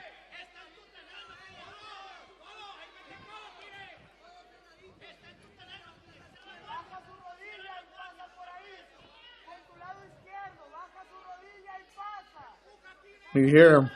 Drop your knee and move.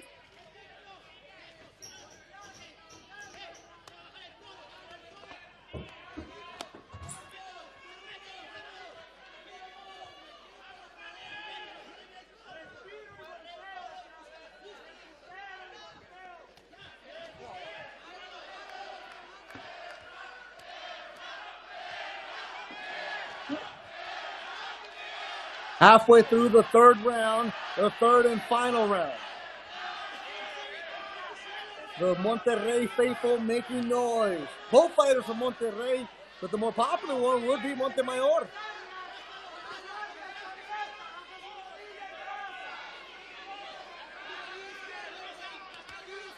Blood on the face of Gaitan. Elbow for Montemayor. That's a nice one. Another solid right elbow.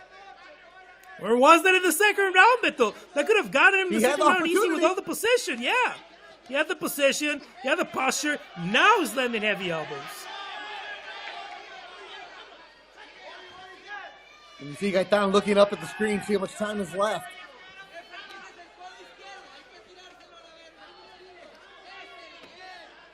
We're not going to translate exactly what the corner of Montemayor was saying, Beto. Safe to say, like, yay, just go for the left elbow. Left elbow till the end of the fight. Yeah.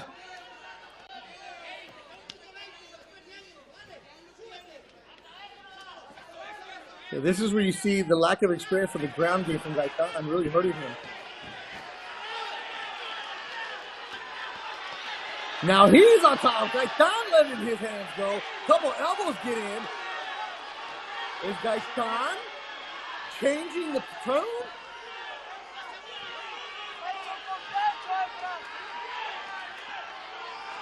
Gaitan?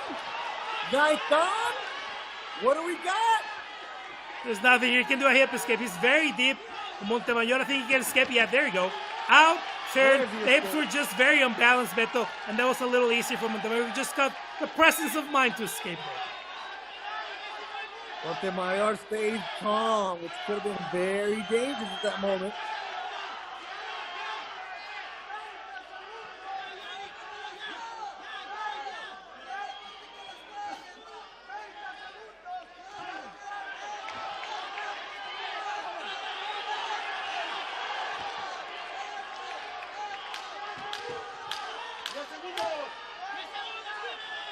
Fight winding down. In their rematch, Montemayor and Gaitan will go the distance. Respect to the two fighters. Most of the fight was on the mat. And now you see, he's still punching him, but that's de cariño, right? De cariño. They know each other well. They're both from Monterrey. respect to the two in their rematch. The first one, Gaetan knocked out Montemayor. In the second one, Montemayor jumping up and down like he feels he got the decision, and it will go to the judges' scorecard. Let's look at some of the highlights, Rodrigo. Yeah, we'll see what they say. I think it's a clear 29-28 for me. That's a good left hand by Gaetan. And again, the problem you were talking about, Beto, the lack of experience in the ground for Eric Gaetan. Because on the feet, he was worlds away from what Montemayor can do. He rocked him several times, knocked him down in the second round. But in this position on the ground, he just couldn't get out of it. And Montemayor was able to hold him. In the second round, he just hold him. But in the first one, threatened with submissions. In the third one, great punches, great elbows, postured up, caused damage. This is what we would have liked to see in the second round. Maybe he still was a little, let's see, cloudy after the knockdown in the second round. But a great third round from Efrain Montemayor, I think, gets the thorn out of his side, gets the rematch. I don't know if we're going to see a third one between these two, but a great fight tonight. The ending, the finish, maybe didn't come, Beto. Could have Montemayor submitted him. Could have Eric Gaetan just gotten a little more wise to the takedown, stay up and try to get a knockout? Maybe. But again, I think just a clear-cut decision, Beto, for Efrain Montemayor. So that was our third bout of the night. Working our way towards the main event of Canavati and Messi. Where's our ring announcer? Where's Tyson? Dr. Ovation. The best in the biz. Get the commission, getting final announcer. Oh, and Montemayor, left eye is nice and swollen. Oh, Those wow, right he was eye. probably at the end of the third. Yeah, the right eye was just gone, Where'd that Beto. come from? And you know what, Beto? Now I'm worried because that's like the exact inflammation you get when you have problems with the orbital. Just very small, very concentrated. I cannot worry about that bump for Montemayor. All right, Tyson, let us hear it.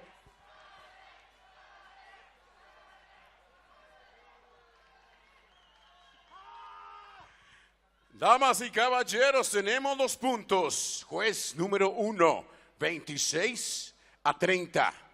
Juez 2, 27-30.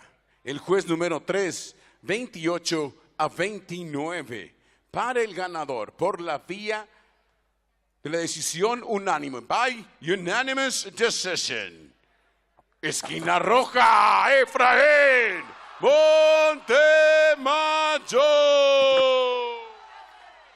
Okay, some interesting cards. Unanimous decision for Montemayor. He picks up his third victory in his professional career.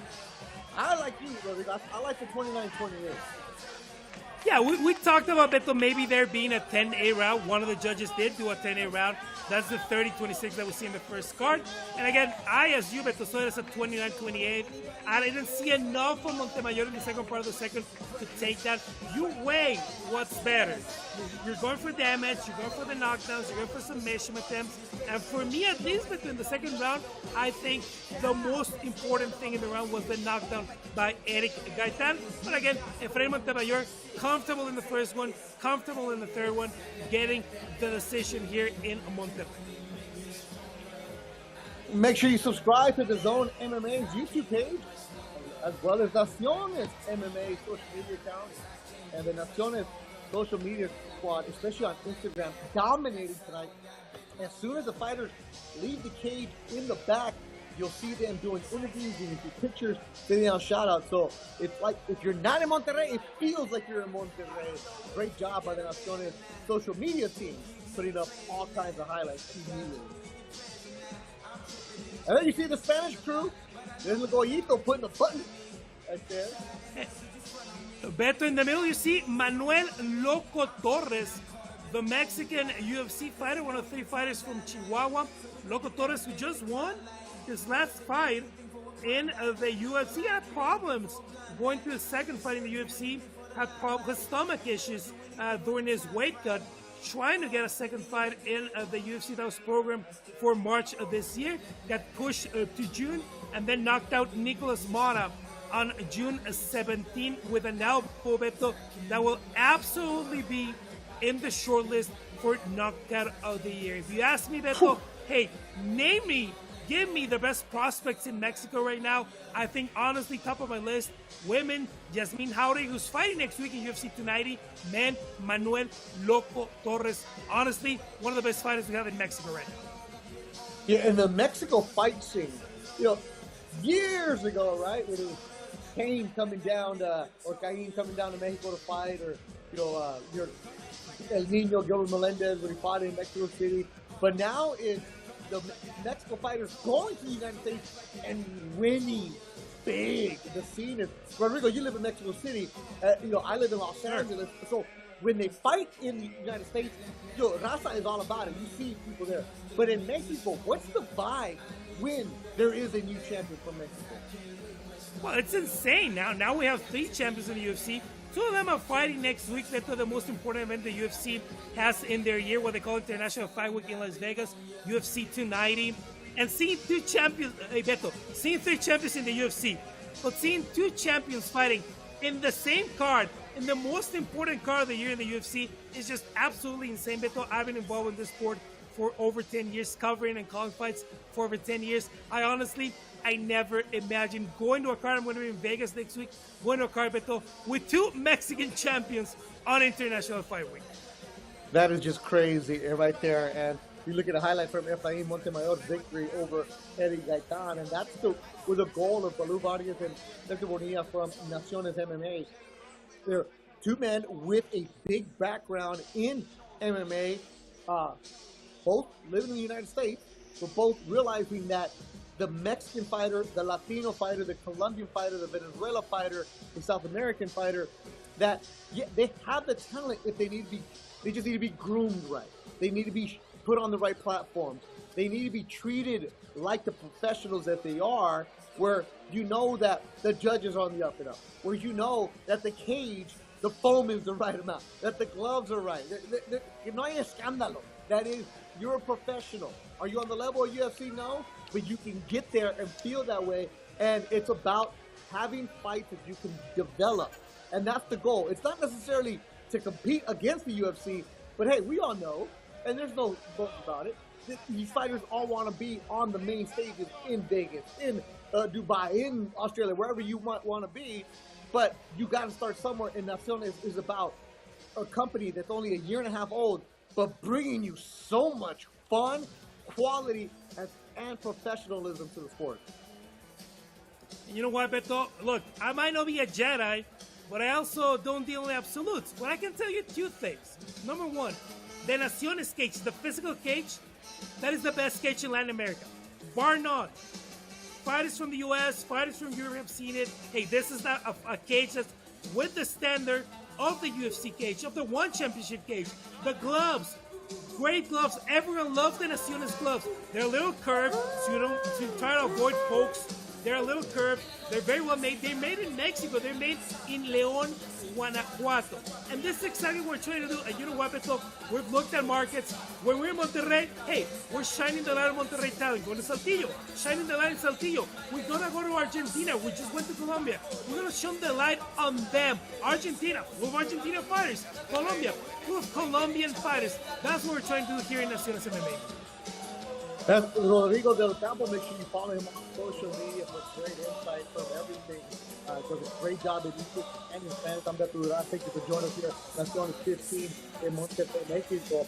And Rodrigo, I just want to talk to you because I hear the passion here. He worked for that nice card, Canavati and Messi.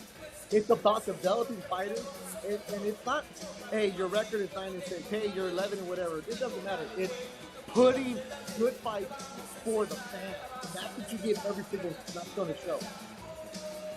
I like to tell them, Beto, trust the matchmaking. Trust the matchmaking. The great work that Israel Cabbage Guzman is doing in the matchmaking in Naciones. Hey, I understand, hey, you're watching us in the US, you're watching us in Europe, you're watching us in Australia. You might not know the names, you might not know the fighters. Hopefully, you're going to stick around with Naciones. You're going to know the fighters in the future. But today, trust the matchmaking. Join us. Have fun. Great fights coming up. Agustin Guzman coming up. Hey, I want to see El Chiquilín. I want to see Gabriel Tinajero in the fight of the Gabriels. I want to see our partner, Sonny Luque, going back in the cage a few years away. Just fighting. But look at this. I looked at this picture, but that's Agustin Guzman, who, hey, he got a picture with Goyito Perez when he was 8.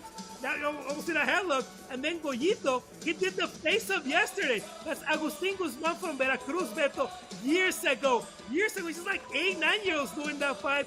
With Goyito Perez just started training. Goyito was just in the UFC. And now he's doing the face-up and he's fighting with Goyito, calling their fight in Naciones MMA. That's fantastic. Goyito Perez is an icon in Monterrey. You see him part of the Naciones broadcast team, part of behind the scenes, helping fight and develop fighters. And when Goyito goes to a city, like I've seen it, I've been with him at the city. He does a session in the morning, and then he does a broadcast at night. It's all about helping these young fighters. And now Agustin Guzman, who was that young fighter, is fighting here tonight, take on Jesus Garcia. He's making his pro debut. And I see you, Super Bob, reading the comments on YouTube. Appreciate you coming through with us.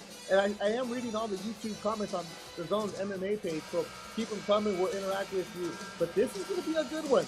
Young fighters, and you have Agustin Guzman from Veracruz against Tamaulipas. Caju.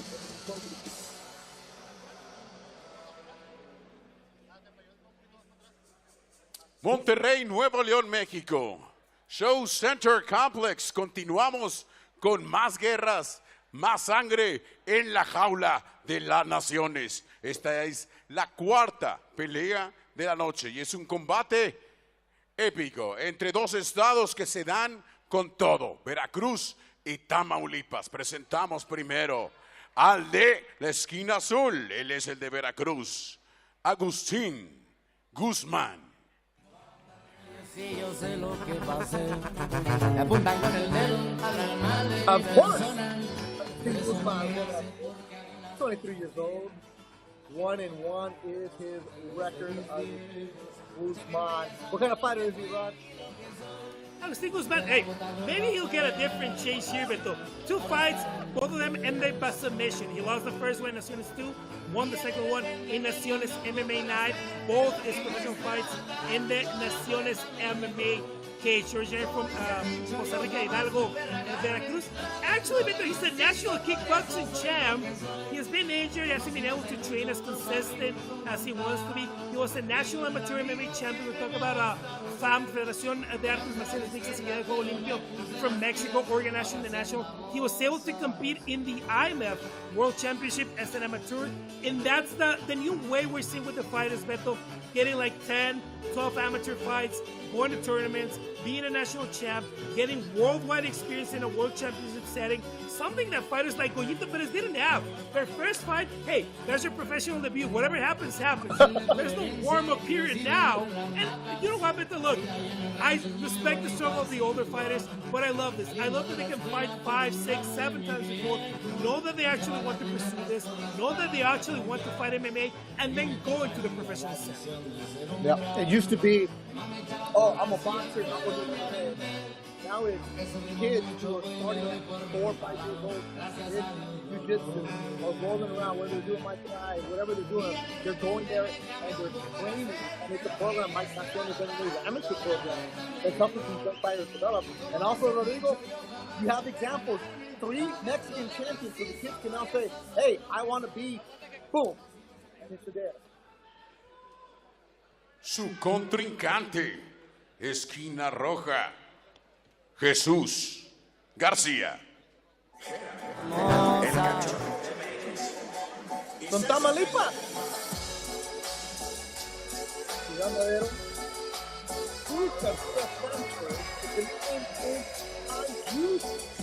Bienvenidos a Naciones MMA. Look, he might be the Caju, Beto. I want to nickname him the because this one says for the 23-year-old out of Ciudad Madero, Tamaulipas. You know what the thing I like the most about this fight? Veracruz against Tamaulipas. Veracruz against Tamaulipas. States that sometimes are not well represented in the Mexican scene. They don't get chances to fight in big stakes. Well, here they are. Tamaulipas versus Veracruz. 23 years old for Jesus Garcia. El Calle first Naciones MMA fight. Took the fight in short notice. 1 1 week Beto after Agustin Guzman's original opponent got injured. He is here. He's a flyweight, honestly. He's just very light. Was able to make the bantamweight limit with no issue. He weighed 130 pounds yesterday on the scale. And we're going to see, he has over 10 amateur fights. Beto, this is what we're talking about. And he also has professional Muay Thai fights. So here he is from Ciudad Madero, Tamaulipas, Jesus Garcia Sanchez. All right, our fourth bout of the night.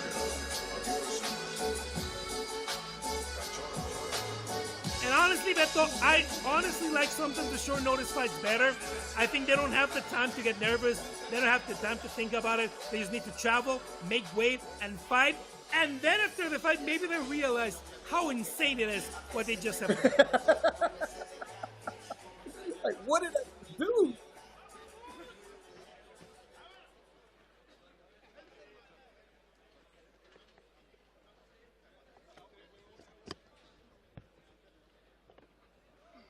Ladies and gentlemen, damas y caballeros, la pelea en los pesos gallos is a bantamweight bout under the 135 pounds. Presentamos primero al peleador que sale de la esquina azul.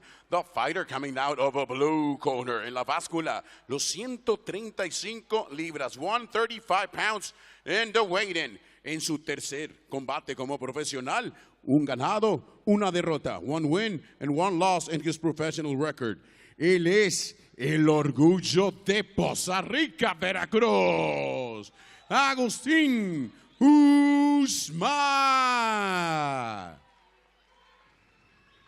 Del otro lado de la jaula, saliendo de la esquina roja, fighting out of a red corner, la 130 libras en la báscula, 130 pounds on the scale. En su debut como profesional, él viene de Ciudad Madero, Tamaulipas, México. El Caju Jesús García. Después de la campana, the man in charge of the action, Mr. Jesús Valdés.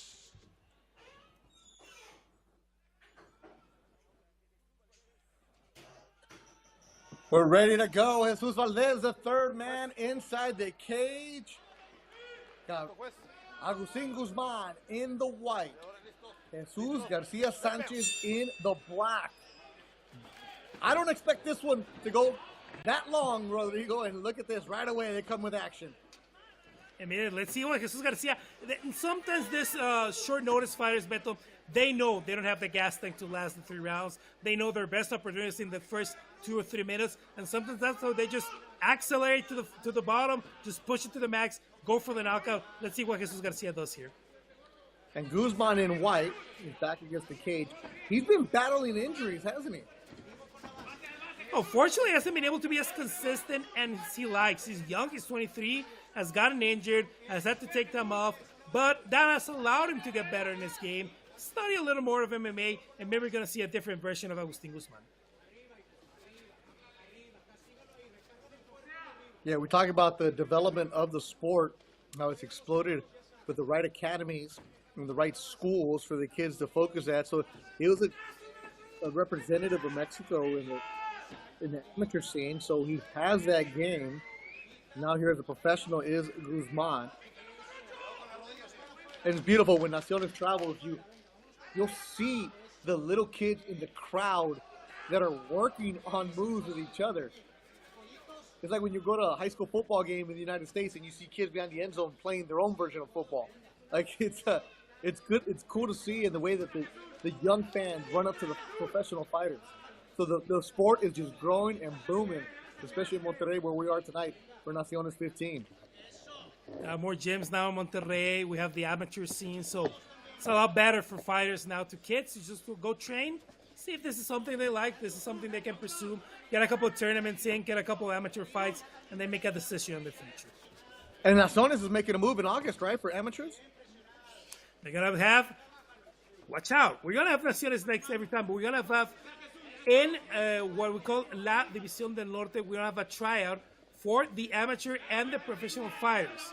In La División del Norte, we're going to have the graphic during the show with the exact date. It's in August. It's 2 weeks before a Saltillo show. So you can go try out, see if you can get a Naciones next fight or a Naciones Pro debut, who knows? Maybe with your resume, impressing the judges there, impressing Balubarra, Sector Molina, Israel Guzman, Beto, you can get your name here in the Naciones MMA. Oh! Big shot landed. I got the showbox crowd waking up. Woo! Guzman doing it in front of Goyito Perez, too. We made it 8 years old. Big kick from Guzman. Garcia stunned.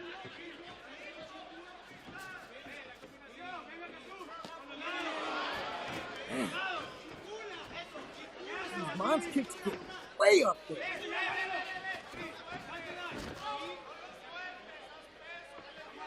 What kind of ground game Guzman has.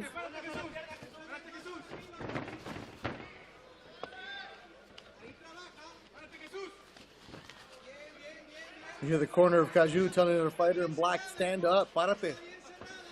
But that's my biggest pet peeve, Beto. Don't tell him to stand up. Hey, let him know how he should stand up. Don't just yell, stand up. Hey, do this, do this, do this. Just, hey, stand up. Everyone can stop. Watch out for that guillotine. It's kind of deep there. Attack in the stomach is Garcia. Be careful not to punch with your hand up or you're going to get that fight stopped.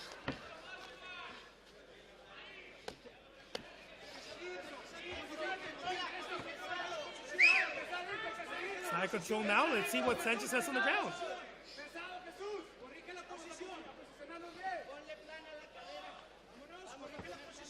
He has to get his hip in. Now they need, he missed, Beto. The opportunity was to get his knee in, get heavy, get him flat on the head for Guzman, and not get reversed exactly what Agustin just did. And Agustin immediately putting the knee on the body, getting the hips there, being very heavy, trying to get knee on belly. There you go. Full mount. And Jesus trying to reverse it, Beto. Guzman, we saw him in Saltillo last year. What do we got here? Jesus Garcia Sanchez in black. He's not going to be able to get anything there. The position just switched. He missed this opportunity. He missed this window. But a good attempt. He's out. He's absolutely out. And now Guzman needs to turn around and have to try to get this leg over. 10 seconds to go in the round. Good opening round. Back and forth action. Fight schedule for...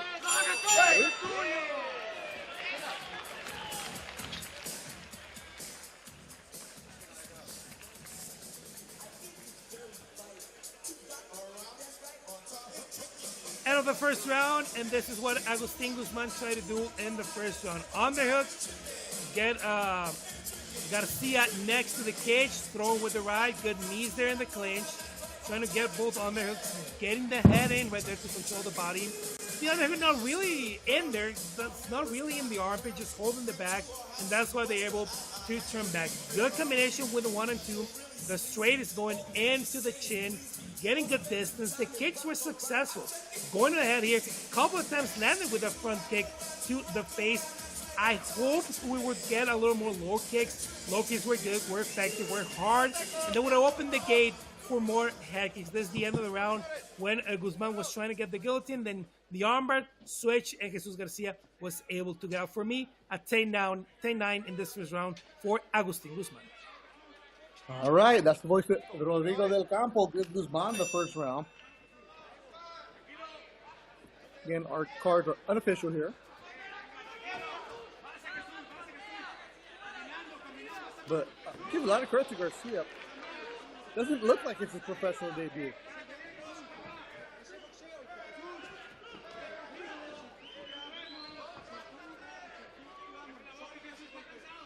Guzman with 2 fights, 1-1. Striking. Knee from Garcia. We go to the ground on the Naciones logo.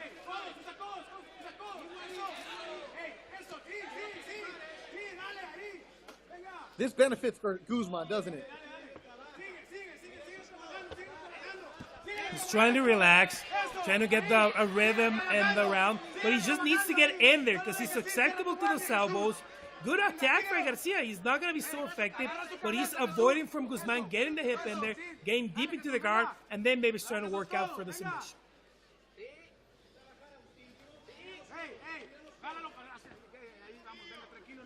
And remember, Agustin Guzman, 1 win, 1 loss, both by submission, Beto. So he hasn't finished a fight that is not by submission, either losing or winning. And this is what we saw last year in Saltillo, where Guzman got his first professional victory.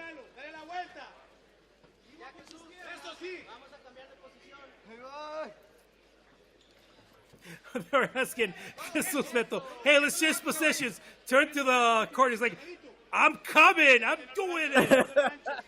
Ay, boy. Right in front of our cameraman. It's not that easy, Beto. That's what I was saying. Like, when every time I hear Corey say, get up, hey, tell him how to get up. Don't just yell, get up. He knows he needs to. Beto, the first person that knows he needs to get up, it's him. Ay boy. First time I've heard of ay boy inside the cage. Hey, if you keep telling me, hey, get up, I know I'm trying to get up. I swear to God, I'm trying to get up. Ay boy. Great angle from our cameraman right there at the show center.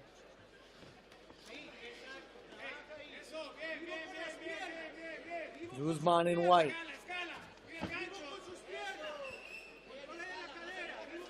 What do we got here?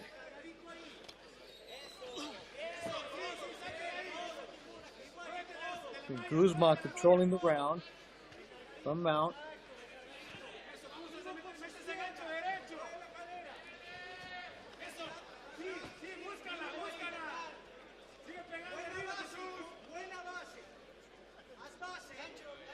They're asking Jesus to keep punching, to make things uncomfortable for Agustin. And this is one of those rounds, Beto, we're going to see what happens in the next 2 minutes. But honestly, Agustin hasn't done a lot. I know he has the possession, but this is absolutely nothing to score on. Like, there's no hard punches. He hasn't been able to pass the guard. He's not threatening with anything. This is not what we're saying. Effective grappling is takedown. And what are you going to show me after the takedown, Agustin? He's just holding the position, but he's not really doing anything. Even the refs look kind of closer to see if they can stand him up here. Yeah. That's getting really close. And the show center crowd is ready to erupt. It was a good vibe earlier.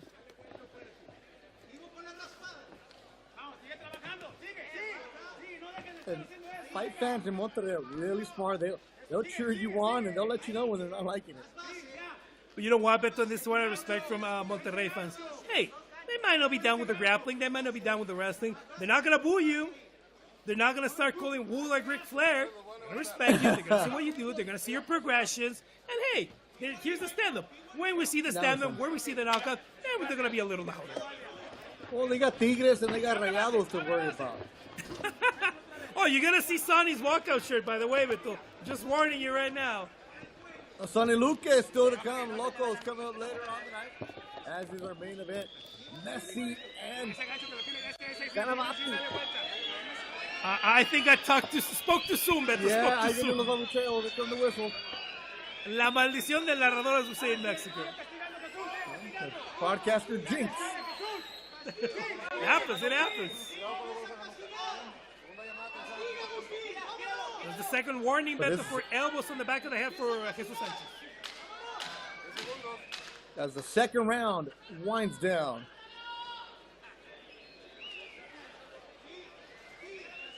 Solid round for Agustin Guzman. Controlling the action. Now, let's just remember, Beto, that Jesus took the fight 1 week ago. It is, when you see it called, it's a missed opportunity by Jesus, because Agustin controlled the position but didn't really do anything of consequence, really didn't strike. That's just unfortunate for Jesus, missing the flying knee, slipping, and just giving Agustin the position. Jesus, I know he's training, I know he's working.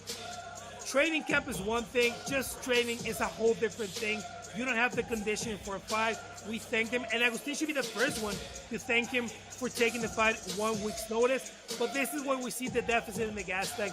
This is where things start to separate. Jesus, he just doesn't have the gas to get up. He just doesn't have the gas to keep working.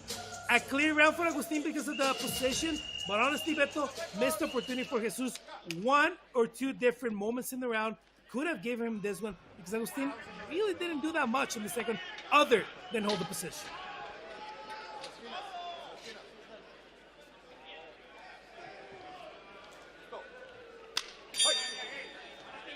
The first Naciones was March 19th of 2021. Pilot shows, then it really got going. Now it's Naciones 15 in Monterrey. Agustin Guzman, his second time in Naciones, trying to make an impression on the match. President of the organization.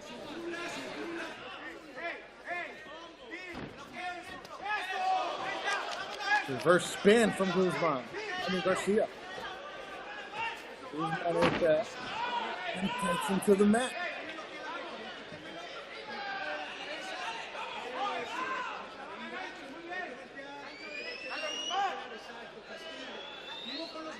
Now it's time for Guzman Beto to show us something. We know he can hold the position. His rival, Jesus, is a little tired, a little winded. Now, okay, now show me the finish. Show me that little extra that showed me that you were in training camp, that you were working hard, you were looking for a sub, that you were looking for a finish. Show me this. You're in great position. You're in the guard. Can you progress from here? Can you go for the submission? Can you give me an armbar like you did in your win in Saltillo against Jonathan Adrian Fonseca? Show me something. Yeah. There's enough time, Beto. He has the position. Let's see what Agustin can do. It was an arm bar in August of 2022. Agustin Guzman got his pro victory.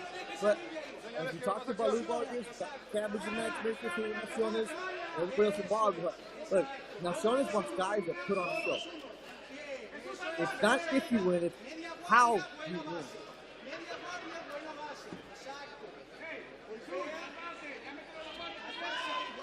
Yeah, but we've had shows where 95% of the fights go to finish, 8 out of 9, 7 out of 8.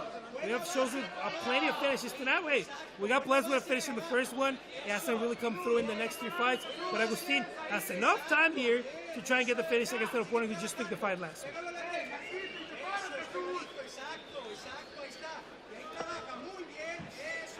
Half guard, they're asking him to work from here. Let's see if he can go into full mount. Needs to just posture up, do some damage, land something hard. That's the point for me with Guzman Beto. Now, finally, postures up, gets the elbow. It's the first time, Beto, when he's in the guard with half guard of Jesus Sanchez, that Agustin has been able to actually land something with power.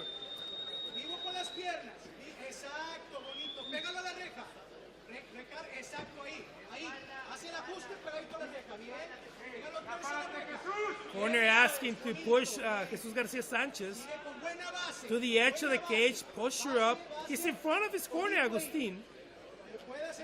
So let's see if he can do something happen here in the next 2 minutes. 2 minutes to go in the fight. Guzman control. And you can see Gorito in your corner of your screen getting animated about it. You know he wants to see something else.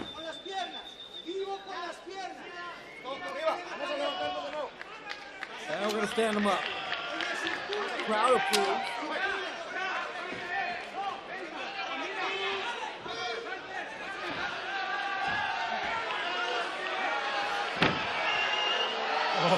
Oh, now it's going to get the crowd. Absolutely, Beto. You can't. Here's my thing with Agustin, Beto. I understand. First, you find a path to victory.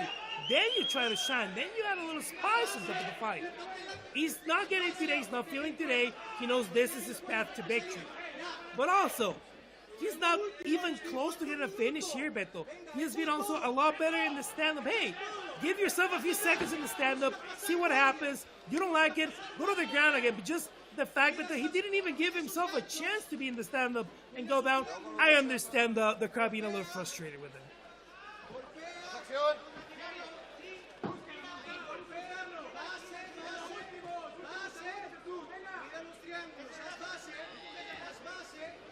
He's not even listening to the corner, Beto.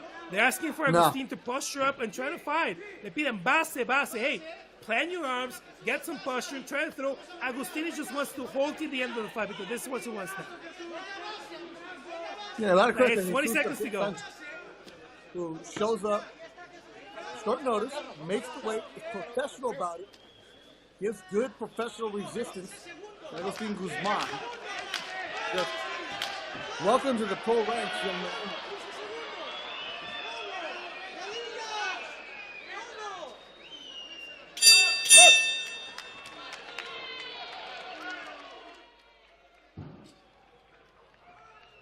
That'll do it.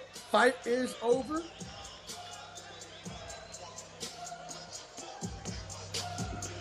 Well, I gotta say, but I understand the crowd's frustration. It wasn't a great fight. We gotta be honest with this. But I also understand, Beto, what's happening in Agustin Guzman's corner. We always talk, hey, I'm guilty of this too. We only talk about the fighter who took the fight at short notice, who only had a week to train. We don't talk about Agustin, Beto, just having days to adapt to a new rival, change your strategy. You're not facing the same fighter. Hey, you might not even facing the same style of fighter that you were programmed to. I understand that can be frustrating too, Beto. You put 8, 6 weeks, 7 weeks of a training camp together just to have this change happen upon you. And then sometimes, you know what? I'm just going to find the safe route. I'm just going to win the fight. And that's what Agustin Guzman did today. Yeah. Get it done, control. No risk taken tonight.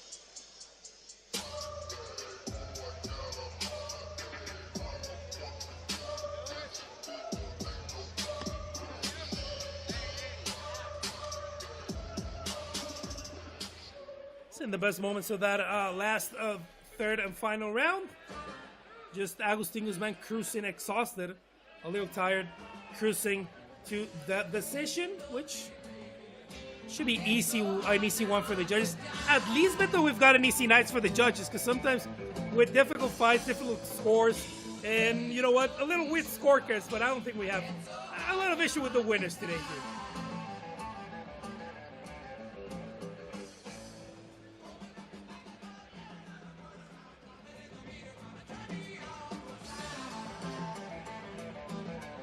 Yeah, so I went to the judges' scorecard. Ok, tenemos los puntos. 30-27, juez 1. 29-28, juez número 2. 29-28, juez número 3 para el ganador por la decisión unánime. To the winner by unanimous decision. Agustin Guzman. Unanimous decision, so felicidades a Agustin Guzman desde aquí en México. A lot of respect to Jesus Sanchez. Shows up, makes it difficult. It's not easy for him.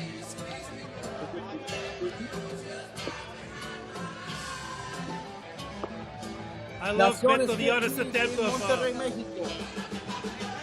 I love the honest attempt, Beto, of Jesus was trying to raise the hand as if he had won. When he started hearing the 20-on-20, he said, maybe. No, I think good decision. 30-27, 28-28, 29-28 for Agustin Guzman. I think just a perfect decision by the judges tonight.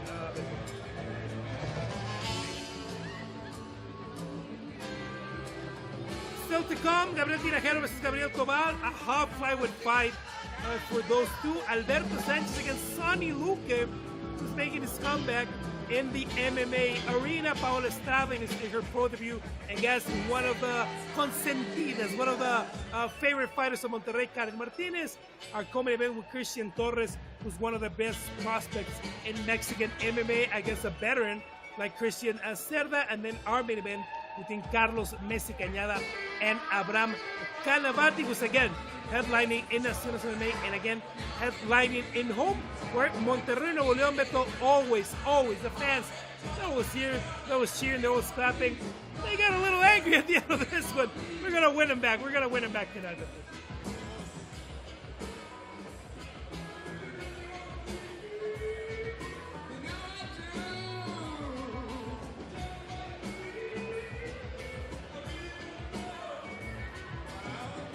Make sure you follow the Naciones MMA social media account.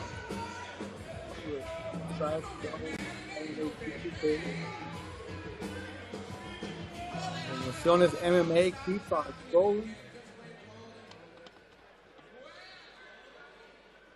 Building the brand, building the fighters, giving opportunities to develop on a professional setting. The last show was 14.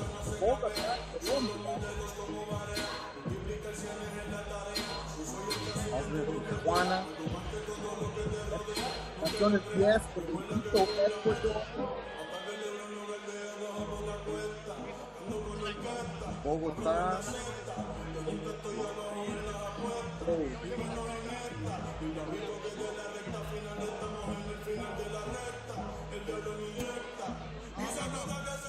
And more dates to come, more announcements to come today. It's the fourth show. Shows at the complex. Just announced Saltillo, our third Saltillo show on August 26th.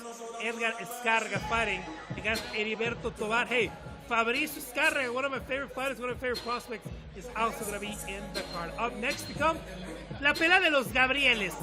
Gabriel Tinajero fighting Gabriel Tobar, a flyweight. Feature fight for me, I think it's one of the best fights in the card. And then Beto, our friend, our boothmate, Sonny Luque, with the first fight in Naciones MMA against Beto Sanchez. Beto, are you a little nervous about Sonny's fight tonight? I know I'm a little nervous tonight. You know what? Sonny, that dude, he just loves to fight. You know, as broadcasters, you never root for anybody, but damn it, I ain't gonna lie. I want Sonny to put on a good show. I just want him to put on. I want the people of Monterrey to enjoy it. And every time we talk to Sonny, you realize this is a man who loves fighting, who loves teaching, who loves coaching, who missed fighting MMA, he's been fighting kickboxing. And that was the genesis of this fight, Beto. He was going to fight kickboxing, and then the fight got pushed from April to May, etc., etc. And then, you know what? I'm going to fight MMA. I'm going to fight MMA. But, Beto, we have Beto Duran. We're going to go to a new city. We're going to go to a new country. We're going to have a new date the month of September. Because, hey, we've been in Ecuador. We've been to Colombia. We're going to be in Córdoba, Argentina, September 9 in Córdoba, Argentina. You know why? I bet the people would say, hey, why aren't you going to Buenos Aires? You know what? I don't know what's in the water in Córdoba. Emiliano Sordi, PFL champion. Marcelo Rojo, who's been in the UFC. Fighters from Córdoba have just been standing out from all the fighters in Argentina. We got to get that Córdoba spice. We want to get that Córdoba violence, Beto, in the cage of Naciones MMA. In our next fight, Gabriel Tinajero, Gabriel Tobar, the Gabi didn't go back and forth. 19-year-old Tinajero from Tijuana. Tobar, 22 years old from Saltillo, so he's got the kind of a home crowd advantage. He'll have fans in his side. As our ring announcer, Dr. Ovation is in social media, Tyson, Omar, all kinds of names. He doesn't have to have it. Live desde el Show Center en Monterrey, Nuevo León, to Twitch y también por la vía de DAZN. Continuamos con más combates después de la pelea de los abrazos entre Tamaulipas y Veracruz. Ahora sí vienen los pesos rápidos. La siguiente pelea son los chiquitos, peso mosca, 125. Llamamos esquina azul, Gabriel Tinajero.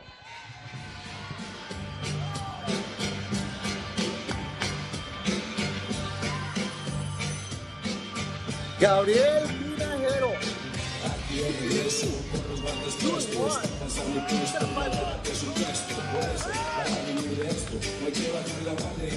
When we talk about Tijuana, about California, we always talk about Amsterdam, we always talk about what's happening there. You know what?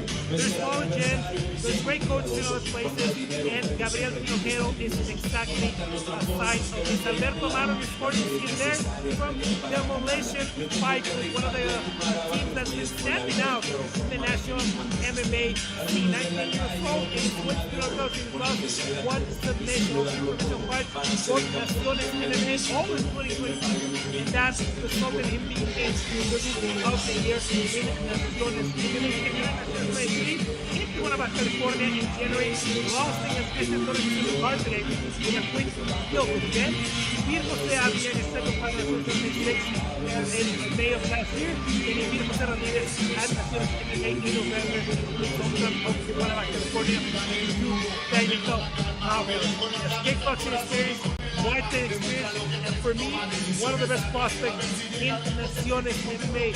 Today is Gabriel El Chiquilín Tinajero, just 19 years old, joining the sports professional fight, sport fight in the Naciones MMA.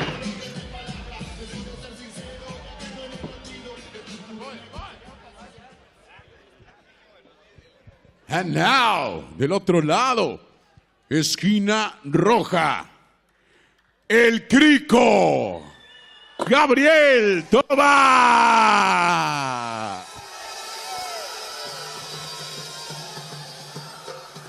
El Crico, Gabriel Tobar. So debut was it? MMA, Naciones MMA 9 is he runs out there, Rodrigo. And there's professional debut there in Naciones MMA 9. They have an opponent in common, Jose Ariña, beaten by technical knockout in Naciones MMA 9. He is an active and competitor. He didn't do a lot of MMA work before his first professional fight. He just wanted to get the experience in MMA. Now that's changed. He was training, and you know what, Beto? Now Pere has changed in his training. He once again was neglecting the MMA work, trying to get a submission. Hey, it's not going to happen easy fight tonight against Gabriel Tinajero. We're talking about what the team is going, how the team is going there. Well, this is another team that we've seen rush in Saltillo. That's why we're going back to Saltillo. That's why in August we're having our third show in Saltillo. That's the day in 2022 when we're packed, just full of action, full of finishes. People were excited, fighters were excited, coaches were excited. He's quickly becoming one of the big South. Along with Ensenada, they're maybe lagging behind Tijuana and Monterrey. Just coming up with great fighters, great coaches, and great teams.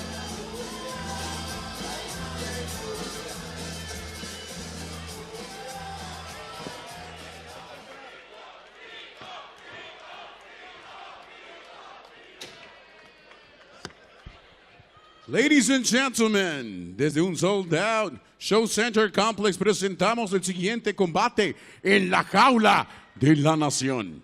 3 rounds de 5 minutos en los pesos moscas.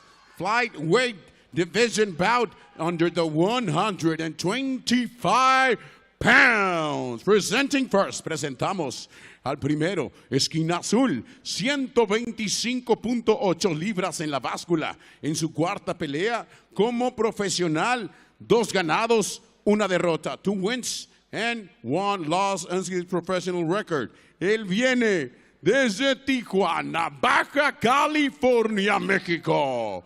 Gabriel Chiquilín Tinajero. Del otro lado de la jaula, on the other side of a cage, saliendo de la esquina roja, 122 libras exactas, 122 pounds in the weighting. Segundo combate como profesional, aún sigue él invicto, un ganado sin derrota. Saltillo, Coahuila lo vio nacer. Gabriel El Crico Tobar. Después de la campana, the man in charge of the action, el señor Gilberto López.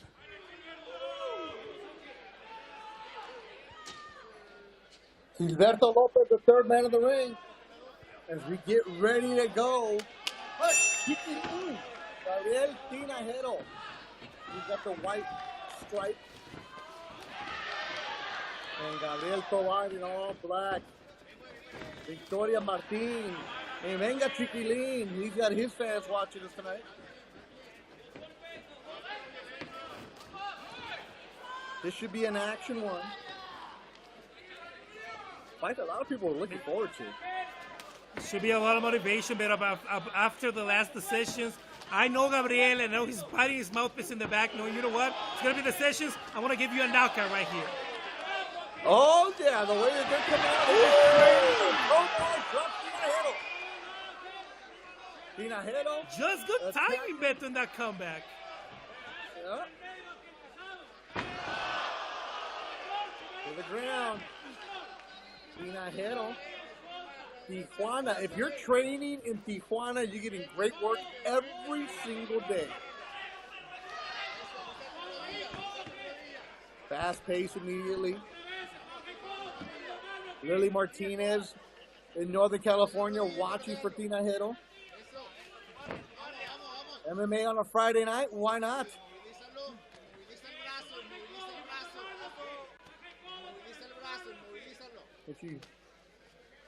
The DAZN app, bringing you Naciones MMA from Monterrey, Mexico.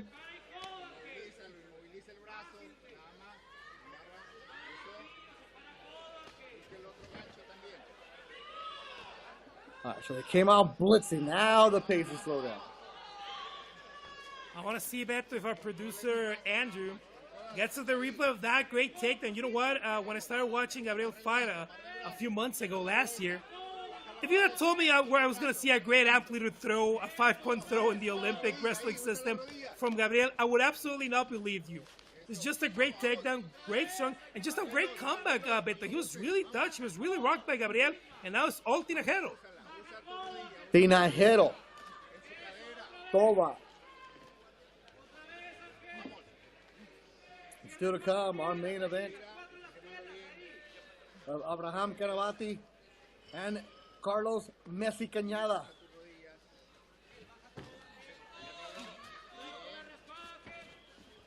The Tijuana fight scene is huge, Rodrigo. So many gyms there. Especially Anthem, obviously the most famous. He has fighters from all of Latin America. Michael Morales fighting tomorrow in the UFC. The Ecuadorian fighter trains out of there. And I like to see these small gyms like we're talking about Demolition with Alberto Amaro, just getting great fighters, just getting great levels, and start to get this national fights in the MMA Mexican stage. Oh, dropping Tinajero. Loading up with the elbow. Tovar eating the right elbow of Tinajero. Now a left elbow. A right elbow. Tinajero elbow wherever he wants. And Tovar in trouble. Another one. Blood from the face of Tovar, who's just eating elbow after elbow after elbow, and Tinajero is pouncing. Left hook from Tinajero.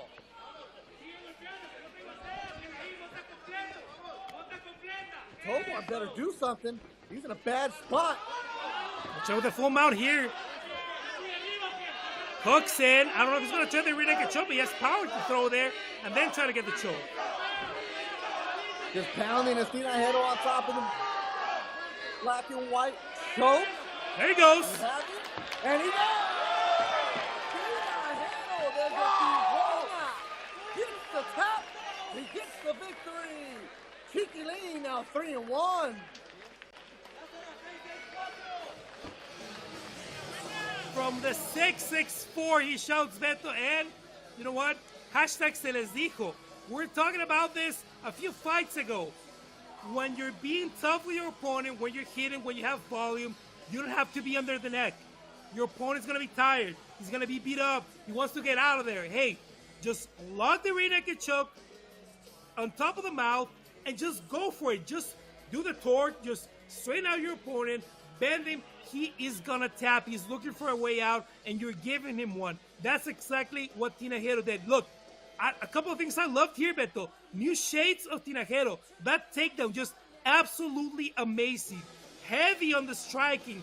Posting up. Heavy elbows. A lot of damage. In my favorite part, Beto, Tinajero recognizing Tovar going for the armbar, not getting himself into compromising positions, pulling out, moving, getting the hips lined up, and then going away with damage. Just like overall great fight by Tinajero, Beto. Victoria Martin, Karemi Hernandez, your dude goes back to Tijuana with a victory. Came out. Actually, that was the only mistake he made, and then after that, recovered very, very well. Look at this takedown. Amplitude arch. Hey, I've had the honor of calling 2 Olympic Games that they're calling wrestling. That was absolutely a 5-point takedown for me. 5-point takedown. Rod coming strong with that. Hey, he had the amplitude, he had the arch, then there's the back to the canvas. And this is what I was saying, Beto. Just volume. Just keep hurting your opponent. It doesn't have to be under the chin. When your opponent's done, it's over the mouth. Then next a little cranking. You are giving him a way out. Hey, he has got me in this rear naked choke. It's not deep, but you know what? I'm done. I'm out of here. I'm just going to tap. And that's what Tinajero did. And as the saying goes, Beto, can't teach mean. You can't teach mean. And Tinajero, he's just a mean fighter. We have the official time. El tiempo oficial, 3 minutos 54 segundos de el primer round. 3 minutes 54 seconds of the first round. To the winner by the way of submission. Por la vía de la sumisión, Gabriel Tinajero.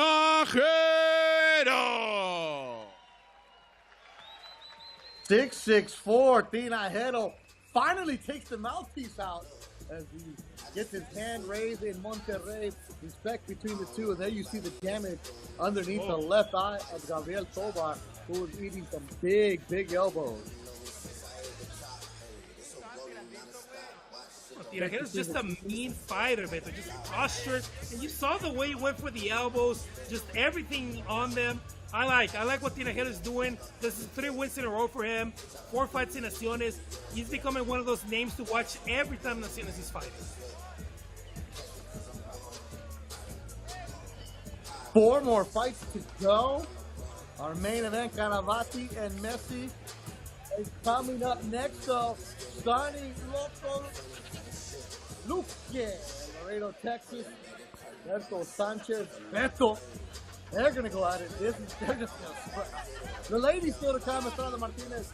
And the man, I'm really looking forward to Cristian Torres from Guanajuato, Mexico. Of course, the main event.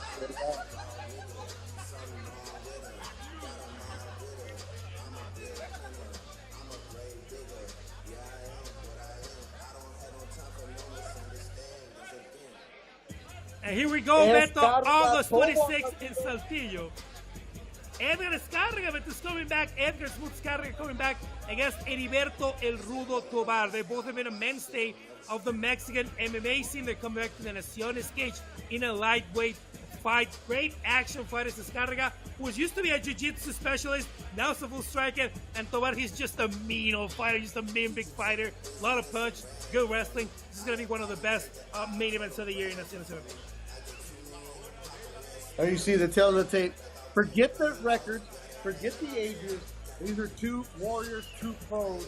They're just going to come out and put on a show. A follow between Sonny Luque and Beto Sanchez.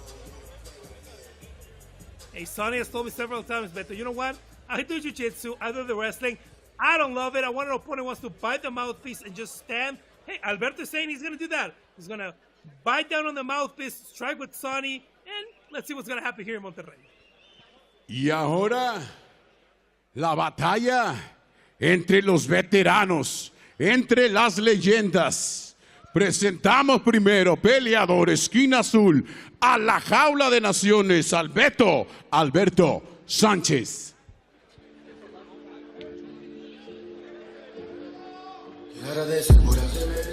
Last time we saw him, he was tearing up the fight.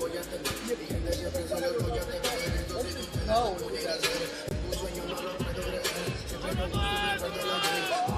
We see that word, Beto, the Mexican slur for hey, fajador. That's what Alberto says to do. Hey, Beto was telling you, don't win the record. What does Alberto want? He wants to fight. He loves fighting. He understands the position. He's a professional fighter. He understands he's 39. He just wants to fight. He just loves the sport. He loves MMA. And he has a good opportunity here. Latest spoiler against Sonny Luque, the kid from Laredo. He's coming back to Monterrey where he had some of his best fights. Alberto's already fought in the lost against outstanding the brother of Pollito Perez in Naciones MMA 7. As Beto was saying, he comes from a bare knuckle fight in his last outing. That just tells you Beto Duran and the man here, he's supposed to fight, he's lost to fight, he's just gonna do it till the wheels come out.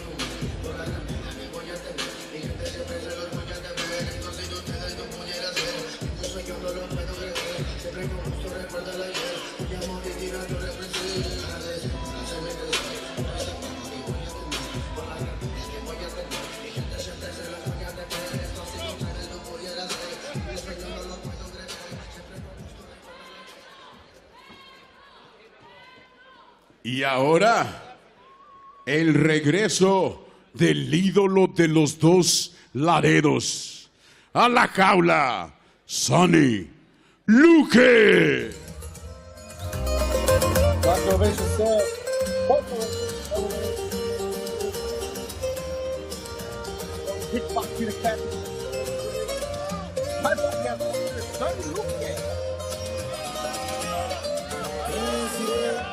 It's a fan of Tigres de los Estados Unidos de Nuevo León. That's why the shirt is the colors of the actual champion of Liga MX, 41 years old, from Laredo, Texas, the border here. So I was saying, el hombre de los dos Laredos, he was a stable combate extremo here in Monterrey for 7 times in his local promotion. Loved and hated by the Monterrey crowd, defending the opponent. He always used to walk out with the Tigres shirt. This is why he designed this walkout shirt with the colors of his favorite soccer team. We're just in Colombia last month while the final against Chivas was happening. Traveled with the Tigres shirt, traveled back with the Tigres shirt, didn't miss a game with the Bellator and LFA veteran. He was saying that, look, someone called me out for a kickboxing fight. They've been moving the date, There's a chance to fight MMA. This might be my last MMA fight. I'm not returning from combat. I always want to keep kickboxing, but this, in Monterrey, this opportunity might just be my last MMA fight. So the last MMA fight. Could be a good one. Ladies and gentlemen, la siguiente pelea son entre dos guerreros con colmillos muy, pero muy largos. Presentamos primero al peleador que va a salir del lado azul. From the blue side of the cage. Ayer, las 163 libras en la báscula. Un récord de 8 ganados, 13 victorias, un empate, 23 peleas en total, de Ciudad de México. Su nombre, Alberto Beto Sánchez.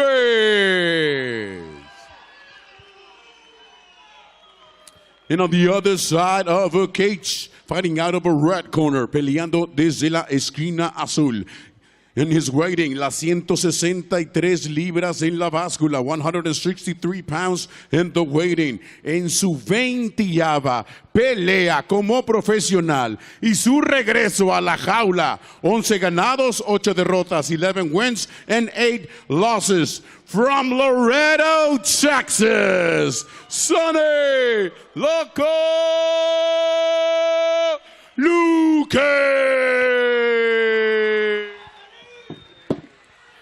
Después de la campana, after the bell rang, the man in charge of the action, desde Colombia, parcero William Rienegas.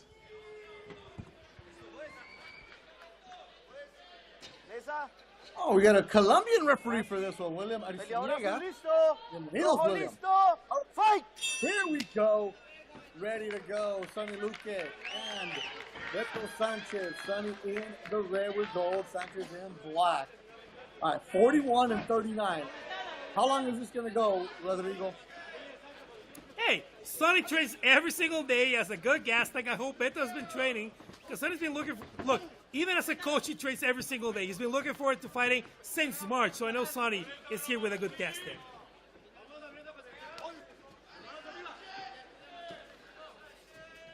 Shout out to people watching in Canada for Sonny Luque. Fans all over Canada, Mexico, United States. Good leg kicks immediately from Sonny. Right hand from Sanchez. Sanchez's game plan is just to swing, strike, and attack. Especially coming off bare knuckles experience. That tells me immediately, Beto, that Sonny's low kicks are taking effect. Sanchez normally doesn't throw hard immediately. The fact that he's doing throw hard immediately now is because the low kicks from Sonny are taking effect. They're breaking his legs, and he knows he has to swing hard right now. Oh. Strong kick to the left leg of Sanchez. That affected his movement. Sonny Luque bouncing around smooth.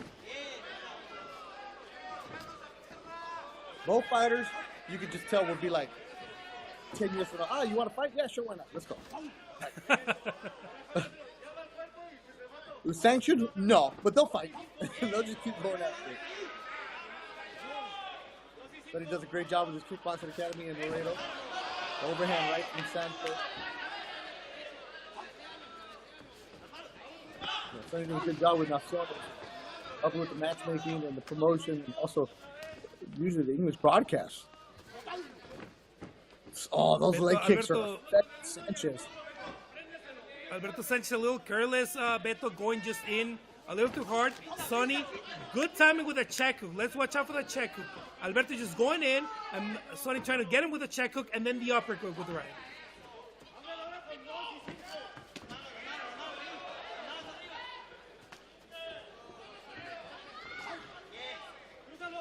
You know, they're watching at Sonny's Academy in Laredo.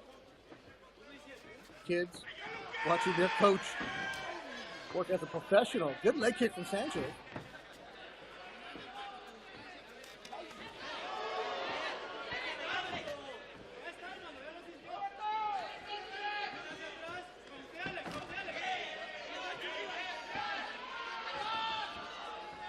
Naciones 15 in Monterrey, Mexico. Pretty much Sonny Lucas' backyard. You were mentioning the theater story. He's there at a game. I shoot every chance he can. Sanchez with good right hand.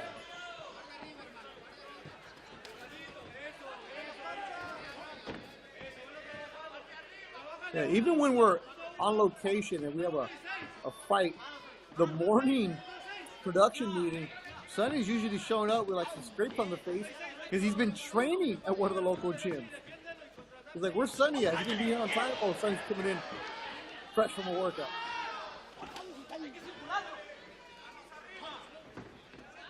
Good striking for Sonny Luque. Local. Team local. Those leg kicks really taking a toll. Right hand from Sanchez.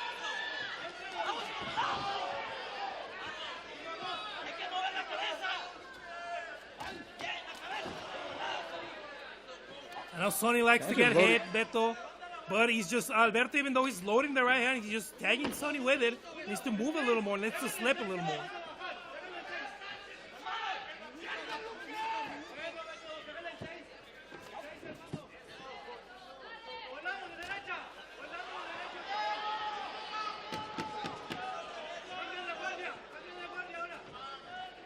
Good round.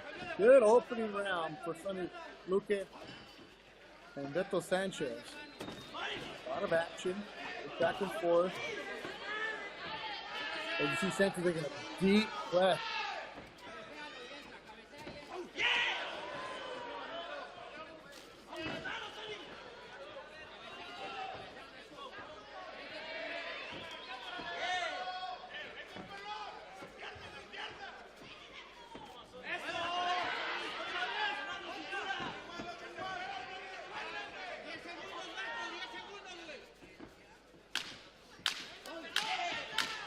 Those leg kicks have been the key for Sonny. They stay on their feet the entire opening round. And they both take that deep breath. Woo!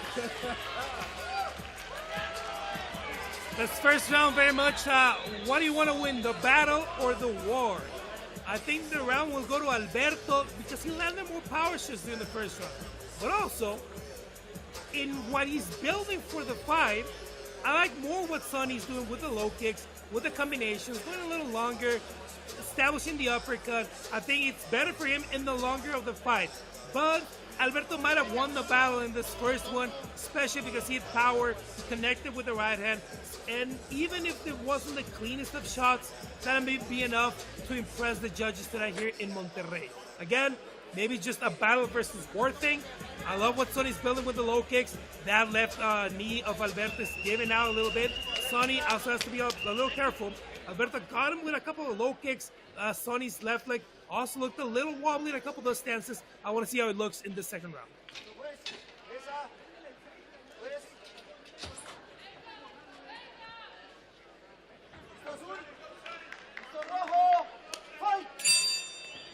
Naciones MMA on DAZN. Beto Duran, Rodrigo Del Campo. He's joining us right now. You missed earlier action. Always go back on DAZN and catch replays. Make sure you subscribe to DAZN MMA on Twitter and social media. Post like Instagram. And of course, the Naciones MMA account with great behind the scenes pictures from tonight. Oh, that's a good leg kick. And Sanchez got hit, took a deep breath, and moved as soon as he could.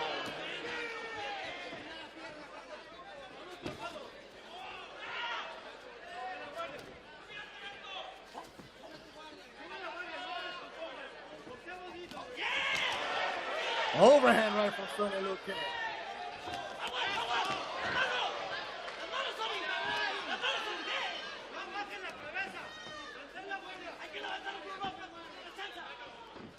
Sanchez kicks it just to keep Sonny away. Uppercut from Luque.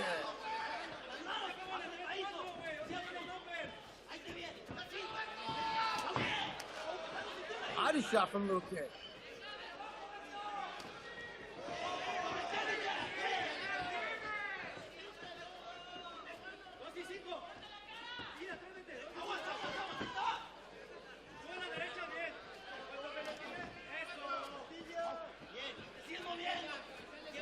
Bouncing around that cage. That left calf of Sanchez is going to be swollen by the end of the night. Sonny attacking and attacking that calf. It's taking a toll of Sanchez. Well, look at Joito Perez, Beto. He's so excited. He's just calling this fight standing up. Is he really? Yeah, look at him in the back. Pube, Eduardo Alvarado, our other Spanish commentator, just sitting down very proper. I'm really nervous. My hands are sweating here, Beto.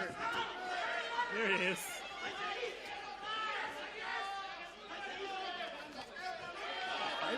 Fighters know what it's like. Oh, shot from Sanchez. Sonny ate that.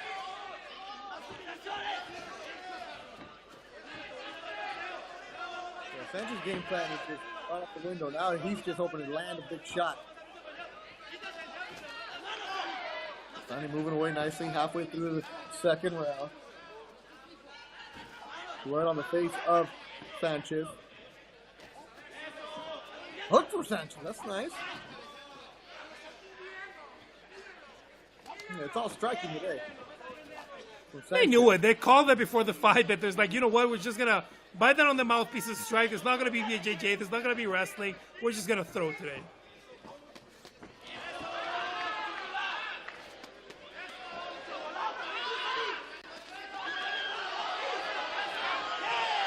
Knee from Luque. The striking from Sonny's been solid this evening. A nice stiff jab. It's been solid. What worries me for the judges is Sanchez still landing the power shots. Yep. Sonny's building, but Sanchez is getting those power shots that might impress the judges. Still kind of a close fight today.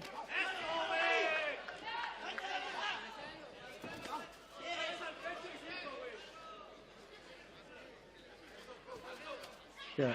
Neither of these fighters with any kind of intention of going ground.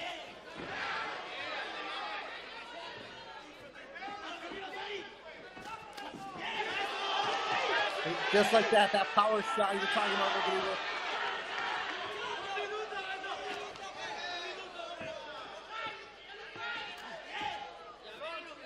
A nice stiff kick. Less than a minute to go in the round.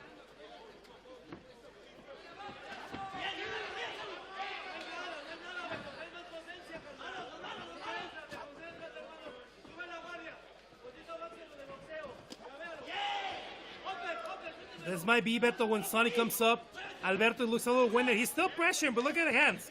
Hands have stopped coming up. The guard is down. There you go with the right from Sonny. This is where everything Sonny has been building up might come in the third round. Watch out. And Sonny gets pounded. Sonny's on his back. Sanchez counts it. Luque in a tough situation. Sanchez, right hand after right hand. Sonny's back on his feet.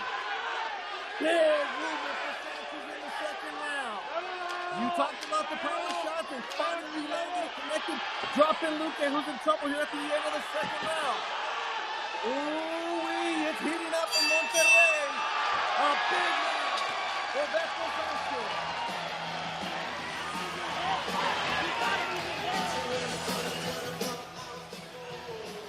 The class plays in Monterrey.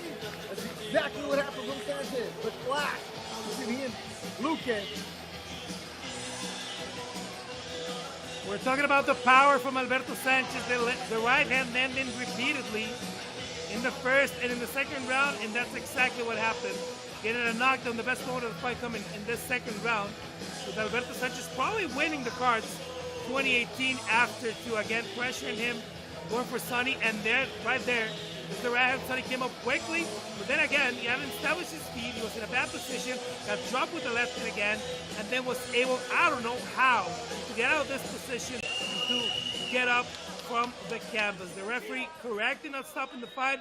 He's absolutely going to be on top of Sonny. He was damaged at the end of the second. He's going to be on top of Sonny. This may be a barrage from Beto, another power shot, another knockdown. That might get the referee to stop this fight. And it is a younger referee from Colombia. There's two old, salty vets inside the cage. They hug in what could possibly be the last MMA fight for both of these fighters. And they're going to just empty the tank.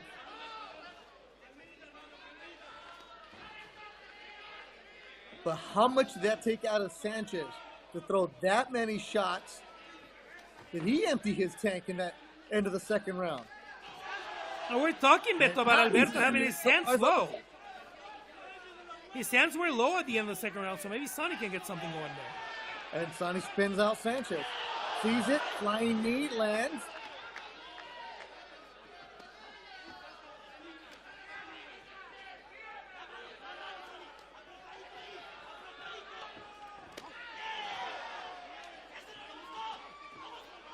Luca needs to do something this round to really separate himself after the way the second ended.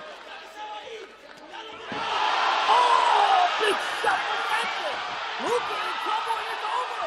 Beto Sanchez knocks Sonny Luca.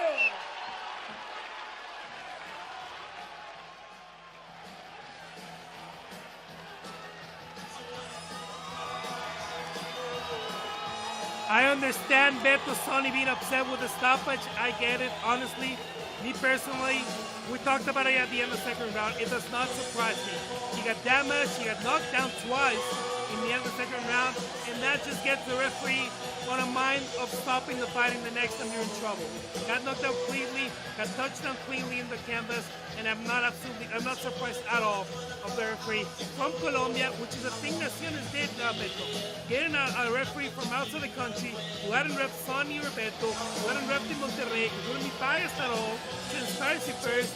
But as we talked at the end of the second round, Beto, it does not surprise me that the first time that Alberto got Sonny in trouble again, that would be a stoppage move for him. And there it is, Beto. The gloves are coming out.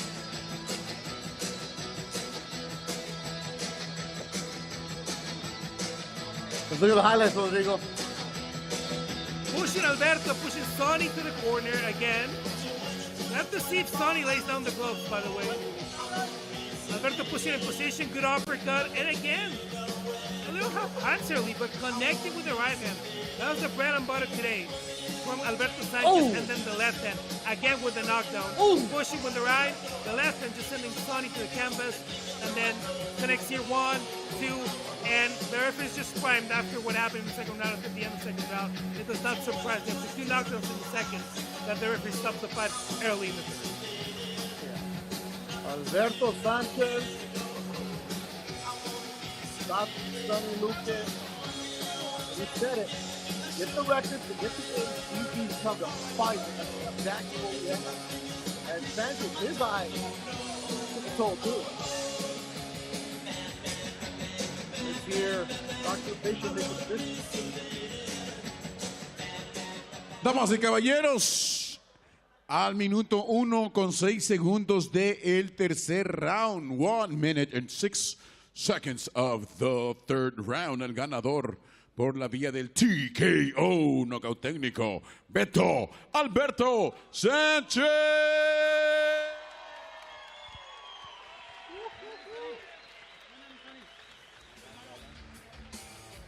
Y me encuentro con el ganador de esta guerra que nos regalaron el día de hoy, Alberto Sánchez.